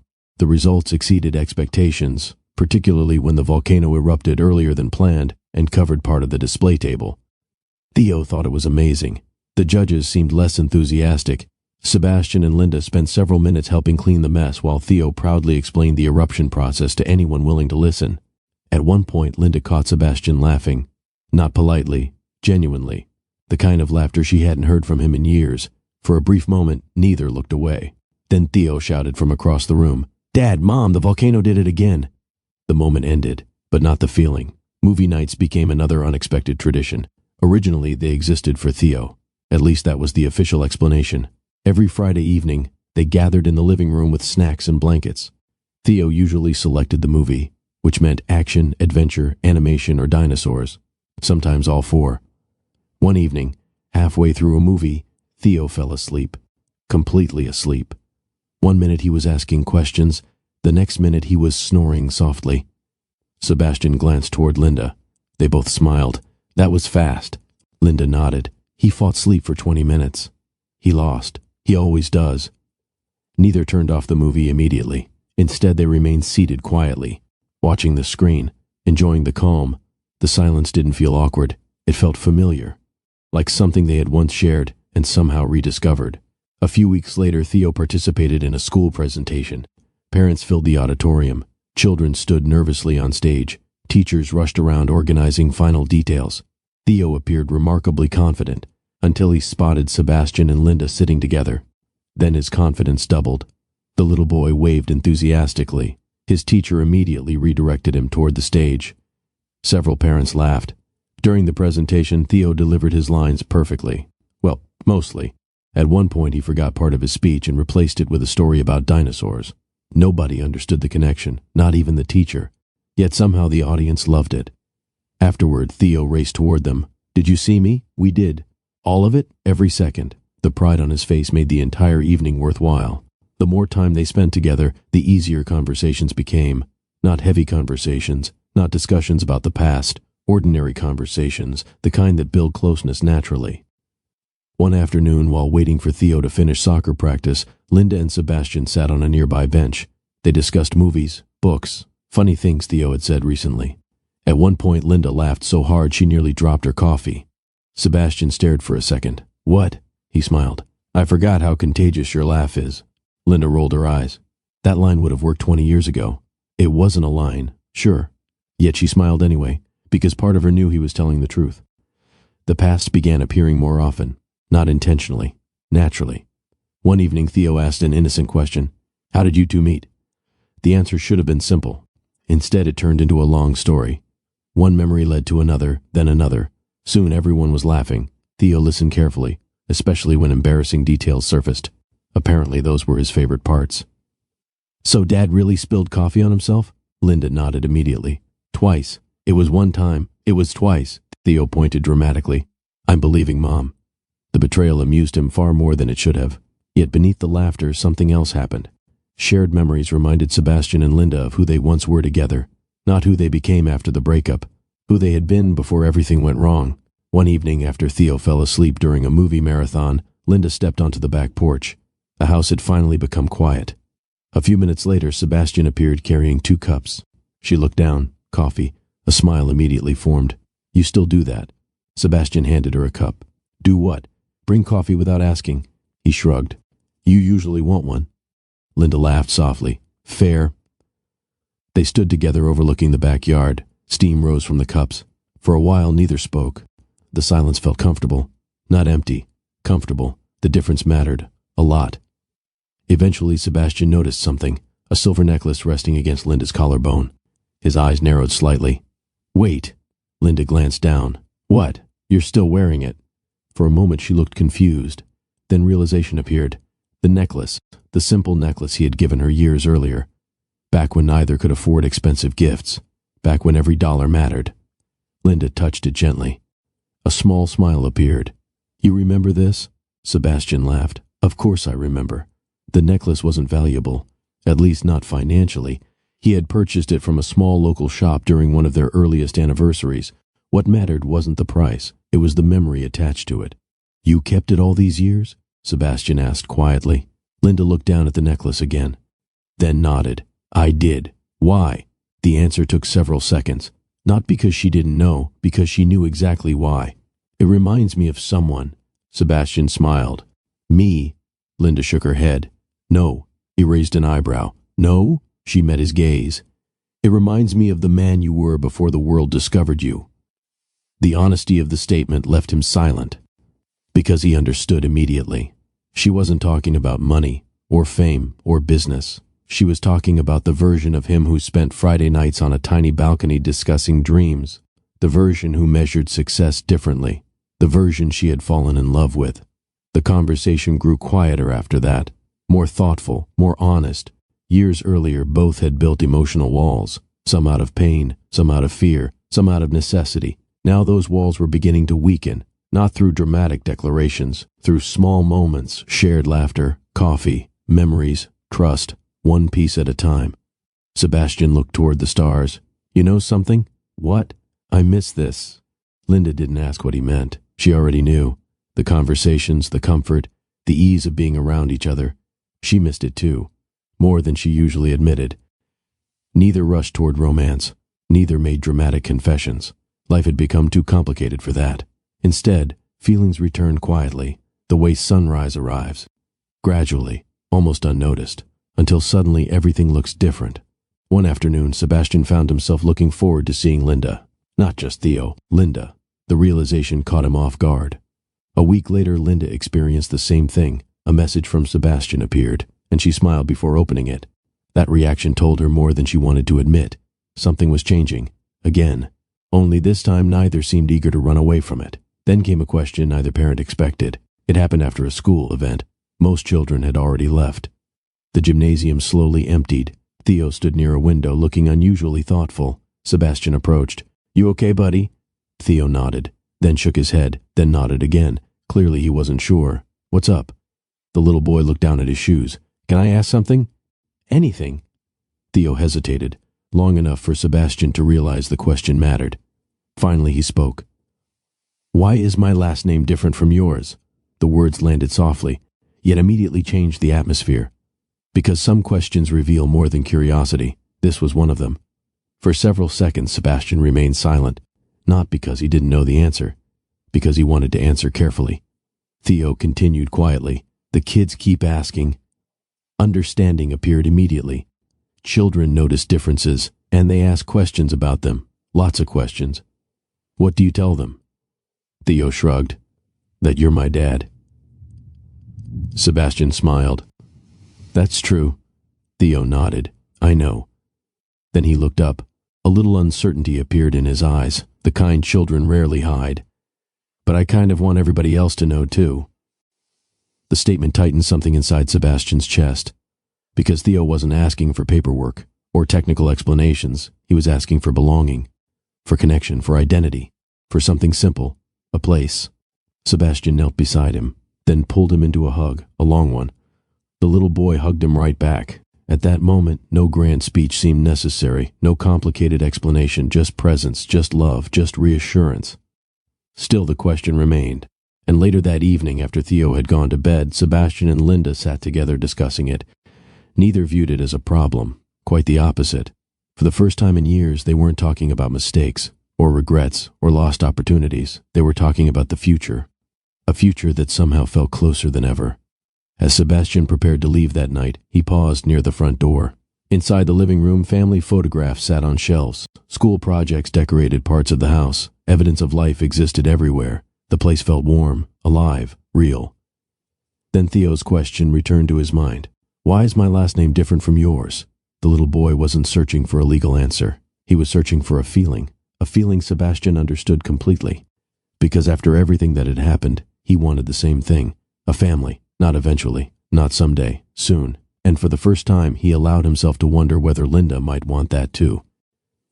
2 years later, on what appeared to be an ordinary Saturday afternoon, Sebastian invited Linda and Theo to a family picnic in the same park where he first met his son. Linda thought it was simply another day together.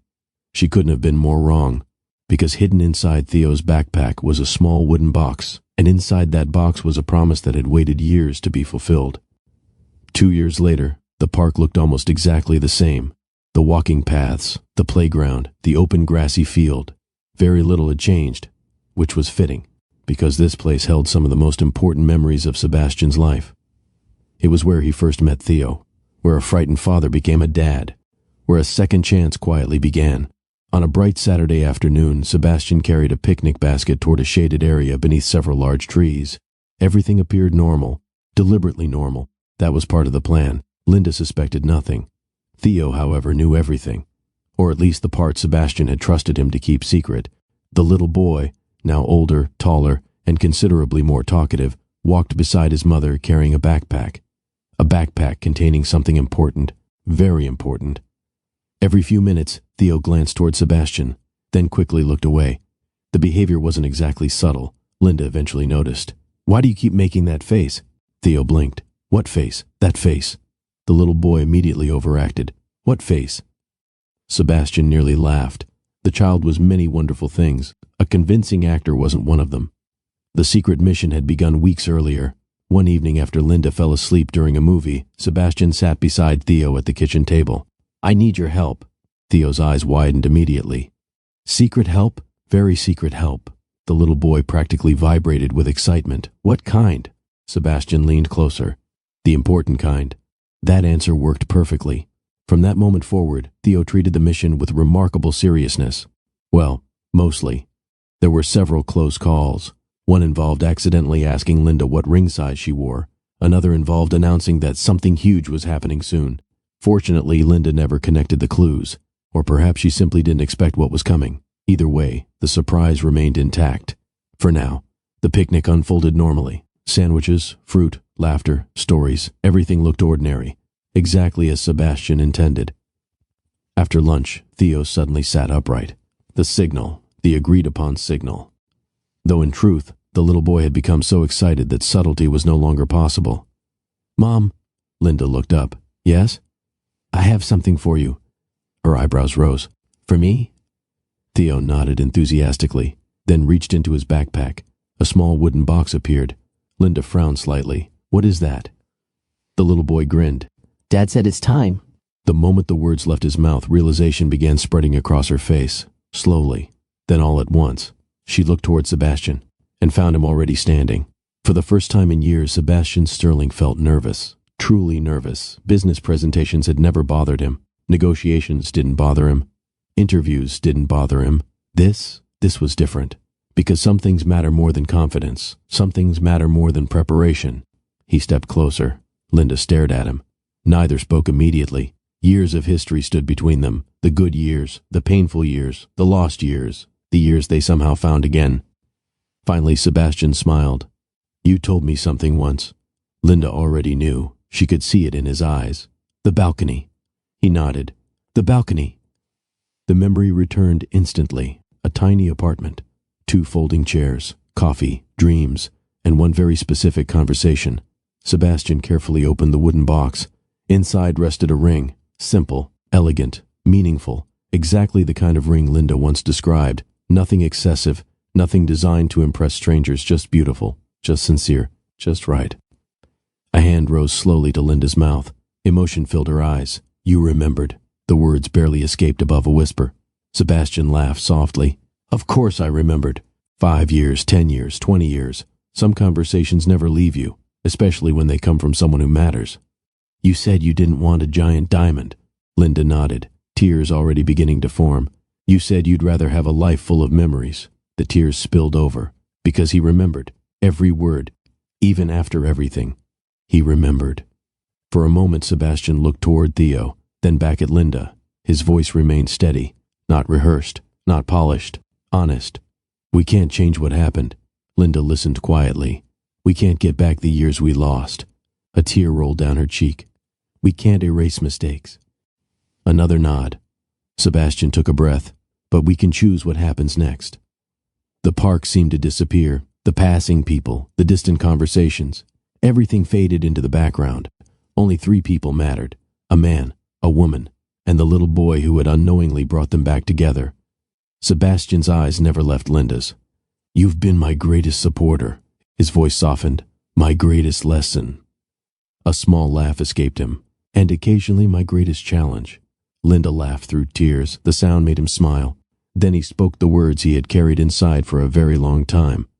I love you. No hesitation, no uncertainty, no conditions, just truth. The kind that survives distance, the kind that survives mistakes, the kind that survives time. By now, Linda wasn't even attempting to hide her tears. Years of emotion arrived all at once. The breakup, the loneliness, the fear, the guilt, the second chance, the family they had somehow rebuilt. Everything seemed to gather in one overwhelming moment. She looked at Theo, then Sebastian, then Theo again. The 2 people she loved most in the world. For years she had wondered whether life would ever give them another opportunity. Now the answer stood directly in front of her, holding a ring, holding hope, holding a future, and suddenly she remembered something. The tiny apartment, the balcony, the young man who believed in impossible dreams, the man she loved before success arrived, the man standing before her now. Sebastian lowered himself onto one knee. The movement immediately triggered cheers from a nearby family who had figured out what was happening. Neither noticed. Their attention remained entirely focused on each other. Linda Prescott, his voice carried warmth and certainty. I don't want to spend another day wondering what could have been. A fresh tear escaped her. I want more movie nights. She laughed. I want more school events. Another laugh. I want more coffee. Now both were laughing. And definitely more pancake disasters. Theo nodded enthusiastically. We've had a lot of those. Everyone laughed. Then Sebastian returned his attention to Linda. I want all of it. His voice softened again. The ordinary days, the simple moments, the future, with you. He opened the ring box completely. Will you marry me? Silence followed, only for a few seconds. Yet to Theo it apparently felt eternal. The little boy bounced nervously, looking from one adult to the other, waiting, still waiting. Finally he couldn't take it anymore. Mom, Linda laughed through tears. Theo pointed dramatically. You're supposed to answer. Sebastian burst into laughter. Even Linda couldn't stop smiling. The pressure from their young assistant was becoming intense. Linda wiped her eyes, then looked directly at Sebastian, the man she had loved, lost, found again. The answer came easily, because her heart had known it long before this moment. Yes, the single word carried years of meaning, years of hope, years of healing, years of second chances. Sebastian closed his eyes briefly. Relief washed across his face. Then joy followed immediately afterward. The kind that cannot be hidden. The kind that reaches your eyes before you realize you're smiling. He slipped the ring onto her finger, and somehow it felt exactly right, like a promise finally fulfilled. The moment the answer arrived, Theo exploded with excitement. Yes! Several birds abandoned nearby trees. A few people turned and laughed. The little boy launched himself toward both adults simultaneously, managing what could only be described as an enthusiastic family tackle. Arms wrapped around everyone, voices overlapping, laughter mixing with happy tears. For several moments, nobody cared how ridiculous they looked. Joy rarely worries about appearances, and there was plenty of joy, years' worth. Eventually, Theo remembered something. His eyes widened. Oh, he immediately ran toward his backpack. What now? Linda asked. I forgot. The little boy returned carrying several folded pages. I have something else. Sebastian exchanged a confused glance with Linda. This part wasn't entirely according to plan, at least not his plan. Theo unfolded the papers proudly, then handed them over. Look, Linda accepted them first. The moment she saw the pages, her hand flew to her mouth. Emotion flooded her expression instantly. Sebastian leaned closer, then understood why. The pages contained the same words, again and again and again, written in increasingly neat handwriting. Theo Sterling, Theo Sterling, Theo Sterling. Entire rows, entire pages. Practice after practice, attempt after attempt. The little boy smiled proudly. I've been working on it. For several seconds, neither adult could speak, because the meaning behind it was impossible to miss. This wasn't about handwriting. It wasn't about names. It was about belonging, about family, about identity, about a little boy who had spent years imagining a future where everyone knew exactly where he belonged.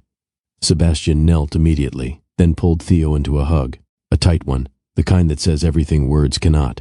Theo hugged him back just as fiercely. You like it? The question nearly broke him. I love it. The answer came instantly, because he did, more than Theo could possibly understand. For a long moment, the three of them remained together beneath the trees, laughing, crying, holding each other, a family, not perfect, not without mistakes, but real, and finally complete. As the afternoon sun began lowering across the park, Sebastian sat beside Linda watching Theo run through the grass. The little boy waved the papers above his head proudly, completely unconcerned with how emotional the adults had become. Linda rested her head against Sebastian's shoulder. For a while neither spoke. Words felt unnecessary. Then Sebastian looked toward his son, toward the woman beside him, toward the life he almost missed, and a simple realization settled inside him. Some opportunities arrive only once, others arrive twice. If you're lucky enough to recognize them, this was his second chance, and he had no intention of wasting it. 1 year later, beneath thousands of warm lights and surrounded by the people who mattered most, Sebastian Sterling stood waiting at the end of an aisle. This time, there were no secrets, no unanswered questions, no missing pieces, and walking toward him was not only the woman he loved, but the family he never knew he needed. A year passed faster than anyone expected. Life settled into a rhythm that once seemed impossible. The kind of rhythm built from ordinary days, school mornings, family dinners, weekend outings, movie nights, homework sessions, pancake disasters that somehow continued despite years of practice. The biggest difference wasn't the schedule. It was the feeling. For the first time in a long time, nobody felt like something was missing. The house felt complete. The future felt clear. And on a beautiful evening 1 year after the proposal, the family prepared for a wedding that almost never happened. Only this time, everything felt different. Not because the ceremony was bigger, because it was more meaningful, much more meaningful. The venue overlooked a quiet stretch of water just outside the city. Soft lights hung from trees. Flowers lined the aisle. Music drifted gently through the air. Guests arrived smiling. Many of them knew the story, at least parts of it. Some remembered Sebastian and Linda from years ago. Others had only recently met them. Yet everyone present understood one thing. This wasn't merely a wedding.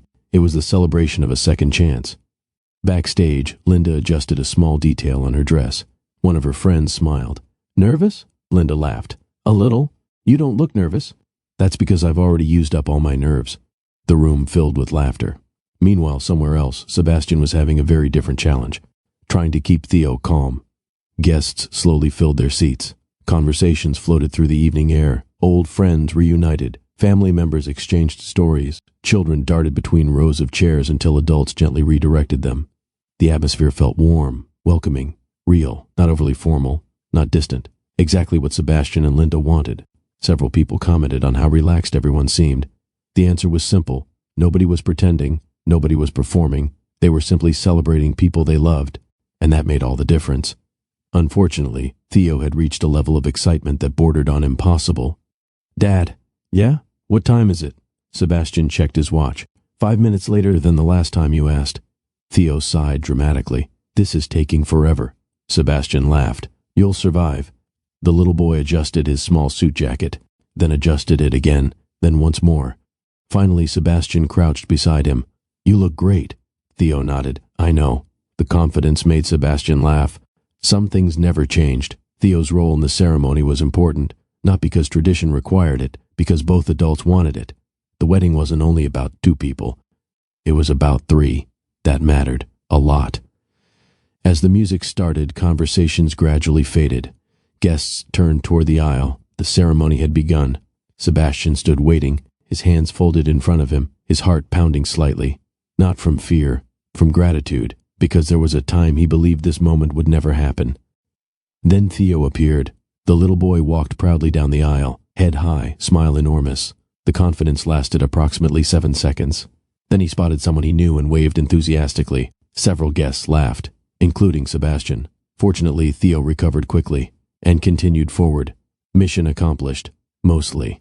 Then everyone stood. The moment had arrived. Linda appeared at the beginning of the aisle. For a second, the world seemed to slow down. Sebastian had seen her countless times, thousands of times. Yet somehow this felt different. The years disappeared. The mistakes disappeared. The distance disappeared. Only Linda remained, walking toward him, smiling. The same smile he remembered from a tiny apartment balcony years ago. The same smile that survived heartbreak. The same smile that somehow found its way back to him. Emotion filled his chest immediately, because some moments cannot be fully prepared for, no matter how much you expect them. As Linda reached the front, their eyes met. Neither needed words. Both remembered. The good years. The difficult years. The years spent apart. The years they almost lost forever. For a brief moment, Sebastian thought about the photograph, the accidental message, the unanswered questions, the confusion, the fear. At the time, it felt like everything was falling apart. Now he understood something different. Sometimes life interrupts your plans because it has something better waiting. Not easier, better. There is a difference. And standing beside Linda, he finally understood it. The officiant welcomed everyone. The ceremony began. Stories were shared. Laughter appeared. A few tears appeared too, especially when the topic turned toward second chances, because not everyone receives one, and even when they do, not everyone recognizes it. Sebastian knew how fortunate he was. A second chance with his son, a second chance with Linda, a second chance to become the man he should have been years earlier. Not perfect, just present, present for the people who mattered most. When the time came for vows, the atmosphere grew quiet. Sebastian spoke first. He looked at Linda, then briefly at Theo, then back to Linda. His voice remained steady. "Years ago, I thought success meant building something impressive." Guests listened carefully. "I spent a long time chasing goals." A small smile appeared. "Some of those goals worked out." Laughter spread through the audience. Then his expression softened. "But life taught me something important." He looked toward Linda again. "The most valuable things aren't built in offices." Emotion filled his voice. "They're built through trust, through patience, through showing up, through love." Linda wiped away a tear. Sebastian smiled. "You believed in me before anyone else did." The statement carried years of meaning. "And I promised to spend the rest of my life being worthy of that belief." The audience remained completely silent. Not because they were required to, because they felt it. Every word. When Linda began speaking, emotion appeared immediately. Not overwhelming, just honest. She looked at Sebastian for several seconds before starting. "You've always been good at dreaming." A laugh moved through the crowd, including Sebastian. "It's true," Linda smiled. "Even when nobody else could see the future, you could." Then her expression softened. "What I love most isn't what you've achieved." Her voice became quieter. "It's who you've become." Tears filled several eyes throughout the audience, including Sebastian's. Linda reached for his hands. "You became the father Theo deserves." The statement nearly broke him. Not because it praised him, because it mattered. More than any award, more than any headline, more than any business accomplishment. Then Linda smiled. "And you became the partner I never stopped hoping for." There wasn't a dry eye nearby. Finally, the moment arrived. The officiant smiled warmly. "By the authority granted to me." The familiar words continued. Guests leaned forward. Excitement filled the air. Then the official declaration arrived, the one everyone had been waiting for, the one that felt years in the making, the moment Sebastian and Linda officially became husband and wife. Cheers erupted immediately. Applause followed. Laughter mixed with happy tears. The celebration felt less like a ceremony ending and more like a family beginning a new chapter, exactly as it should. Before anyone could move on, Theo raised his hand. The gesture surprised everyone, including the officiant. "Yes, Theo?" The little boy stood proudly. "I have something to say." Several guests smiled immediately. The officiant nodded. "Go ahead." Theo looked at the crowd, then at Sebastian, then Linda. His grin widened. "We're officially all the same family now." The statement lasted only a few seconds, yet somehow became one of the most memorable moments of the entire evening, because it came from the person who understood the situation best. Not legally, emotionally. The audience responded with applause. Theo bowed dramatically, which generated even more laughter. Mission accomplished. Again. The reception that followed felt joyful from beginning to end. People danced, stories were shared, photographs were taken, children ran around until they nearly exhausted themselves. At one point, Sebastian stepped away from the crowd briefly, not because he needed space, because he wanted to appreciate the moment. From a distance, he watched Linda talking with friends, watched Theo laughing nearby, watched family members celebrating together. The sight filled him with gratitude. Because there had been a time he believed success would solve everything. Now he understood something better. Success is wonderful. Family is priceless. The distinction changed his life. Later that evening, long after the formalities ended, the three of them stood together beneath the lights. Theo held one of their hands. Linda held the other. For a moment nobody spoke. The silence felt perfect, peaceful, complete. Then Theo looked up. "Best day ever." Sebastian laughed. "Really?" The little boy nodded. "Definitely." Linda smiled. "I think he's right."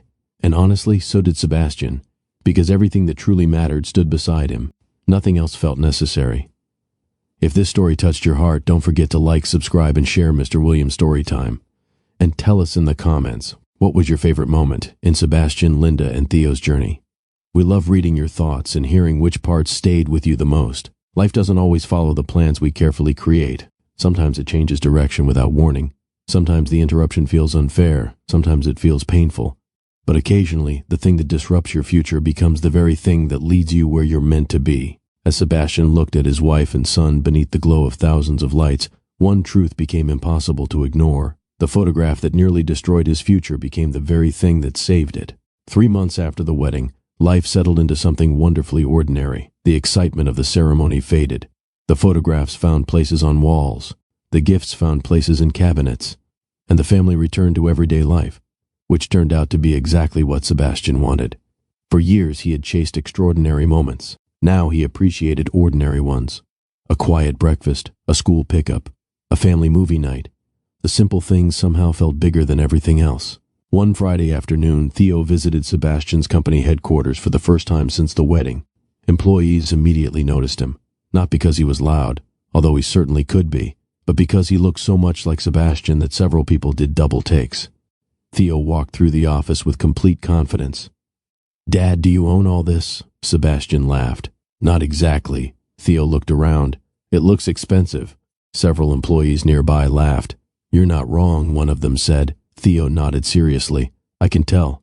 Later, Sebastian brought Theo into a conference room, the same room where major decisions were made, the same room where investors once hung on every word he said. Theo sat in the large chair at the end of the table, immediately spinning slightly from side to side. "This is where important meetings happen?" "Yes." Theo considered that, then pointed toward the window. "I think the park is more important." Several executives overheard the comment. One nearly choked on his coffee. Sebastian smiled. "You know what? What? You might be right." The following week, Theo received a classroom assignment. The topic was simple: write about someone you admire. That evening, Linda helped him organize his ideas. Sebastian sat nearby, pretending not to listen. Theo worked carefully, thinking, writing, erasing, writing again. Finally, he announced he was finished. "Want to hear it?" "Of course," Linda said. Theo cleared his throat dramatically, then began reading. "My hero is my dad." Sebastian immediately looked down. Theo continued. "He helps me with homework. He comes to my games. He tells funny stories. The little boy smiled proudly.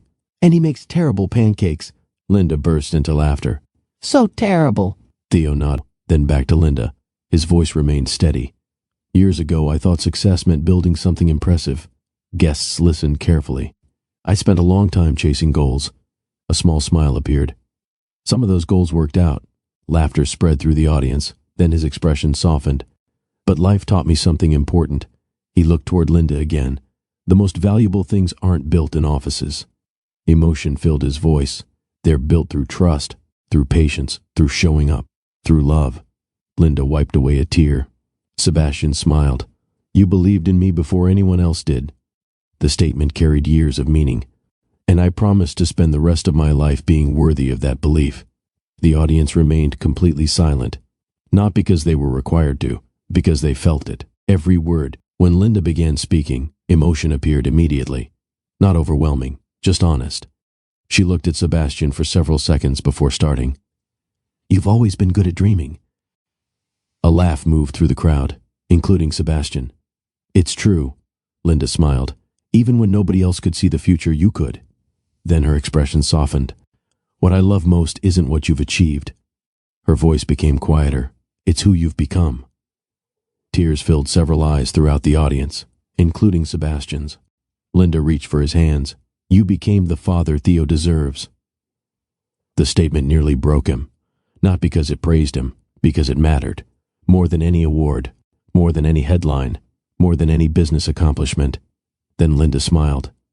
And you became the partner I never stopped hoping for. There wasn't a dry eye nearby. Finally, the moment arrived. The officiant smiled warmly. By the authority granted to me. The familiar words continued. Guests leaned forward. Excitement filled the air. Then the official declaration arrived. The one everyone had been waiting for. The one that felt years in the making. The moment Sebastian and Linda officially became husband and wife. Cheers erupted immediately. Applause followed. Laughter mixed with happy tears. The celebration felt less like a ceremony ending and more like a family beginning a new chapter, exactly as it should. Before anyone could move on, Theo raised his hand. The gesture surprised everyone, including the officiant. Yes, Theo? The little boy stood proudly. I have something to say. Several guests smiled immediately. The officiant nodded. Go ahead. Theo looked at the crowd, then at Sebastian, then Linda. His grin widened. We're officially all the same family now. The statement lasted only a few seconds, yet somehow became one of the most memorable moments of the entire evening, because it came from the person who understood the situation best. Not legally, emotionally. The audience responded with applause. Theo bowed dramatically, which generated even more laughter. Mission accomplished. Again. The reception that followed felt joyful from beginning to end. People danced, stories were shared, photographs were taken, children ran around until they nearly exhausted themselves. At one point, Sebastian stepped away from the crowd briefly, not because he needed space, because he wanted to appreciate the moment. From a distance, he watched Linda talking with friends, watched Theo laughing nearby, watched family members celebrating together. The sight filled him with gratitude. Because there had been a time he believed success would solve everything. Now he understood something better. Success is wonderful. Family is priceless. The distinction changed his life. Later that evening, long after the formalities ended, the three of them stood together beneath the lights. Theo held one of their hands. Linda held the other. For a moment nobody spoke. The silence felt perfect, peaceful, complete. Then Theo looked up. Best day ever. Sebastian laughed. Really? The little boy nodded. Definitely. Linda smiled. I think he's right. And honestly, so did Sebastian. Because everything that truly mattered stood beside him. Nothing else felt necessary. If this story touched your heart, don't forget to like, subscribe, and share Mr. Williams' Storytime. And tell us in the comments, what was your favorite moment in Sebastian, Linda, and Theo's journey? We love reading your thoughts and hearing which parts stayed with you the most. Life doesn't always follow the plans we carefully create. Sometimes it changes direction without warning. Sometimes the interruption feels unfair. Sometimes it feels painful. But occasionally, the thing that disrupts your future becomes the very thing that leads you where you're meant to be. As Sebastian looked at his wife and son beneath the glow of thousands of lights, one truth became impossible to ignore. The photograph that nearly destroyed his future became the very thing that saved it. 3 months after the wedding, life settled into something wonderfully ordinary. The excitement of the ceremony faded. The photographs found places on walls, the gifts found places in cabinets, and the family returned to everyday life, which turned out to be exactly what Sebastian wanted. For years he had chased extraordinary moments. Now he appreciated ordinary ones. A quiet breakfast, a school pickup, a family movie night. The simple things somehow felt bigger than everything else. One Friday afternoon, Theo visited Sebastian's company headquarters for the first time since the wedding. Employees immediately noticed him, not because he was loud, although he certainly could be, but because he looked so much like Sebastian that several people did double takes. Theo walked through the office with complete confidence. "Dad, do you own all this?" Sebastian laughed. "Not exactly." Theo looked around. "It looks expensive." Several employees nearby laughed. "You're not wrong," one of them said. Theo nodded seriously. "I can tell." Later, Sebastian brought Theo into a conference room, the same room where major decisions were made, the same room where investors once hung on every word he said. Theo sat in the large chair at the end of the table, immediately spinning slightly from side to side. "This is where important meetings happen?" "Yes." Theo considered that, then pointed toward the window. "I think the park is more important." Several executives overheard the comment. One nearly choked on his coffee. Sebastian smiled. "You know what? What? You might be right."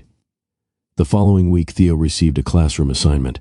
The topic was simple: write about someone you admire. That evening, Linda helped him organize his ideas. Sebastian sat nearby, pretending not to listen. Theo worked carefully, thinking, writing, erasing, writing again. Finally, he announced he was finished. "Want to hear it?"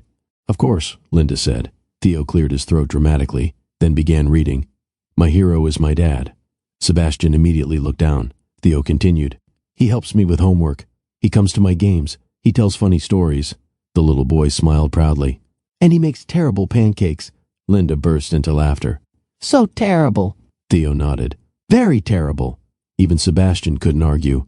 Then Theo finished with one final sentence. "My dad is busy, but he always shows up." The room became very quiet, because out of everything Theo could have written, that was what mattered most. He always shows up. That night, after Theo went to bed, Sebastian sat alone on the porch. The school paper rested in his hands. Years earlier, he had dreamed about success. Money, recognition, growth, achievement. Eventually he earned all of it. Yet none of those accomplishments affected him the way a child's homework assignment did. Because awards can be forgotten, headlines disappear, companies change, but being present in someone's life, that lasts. The realization made him smile.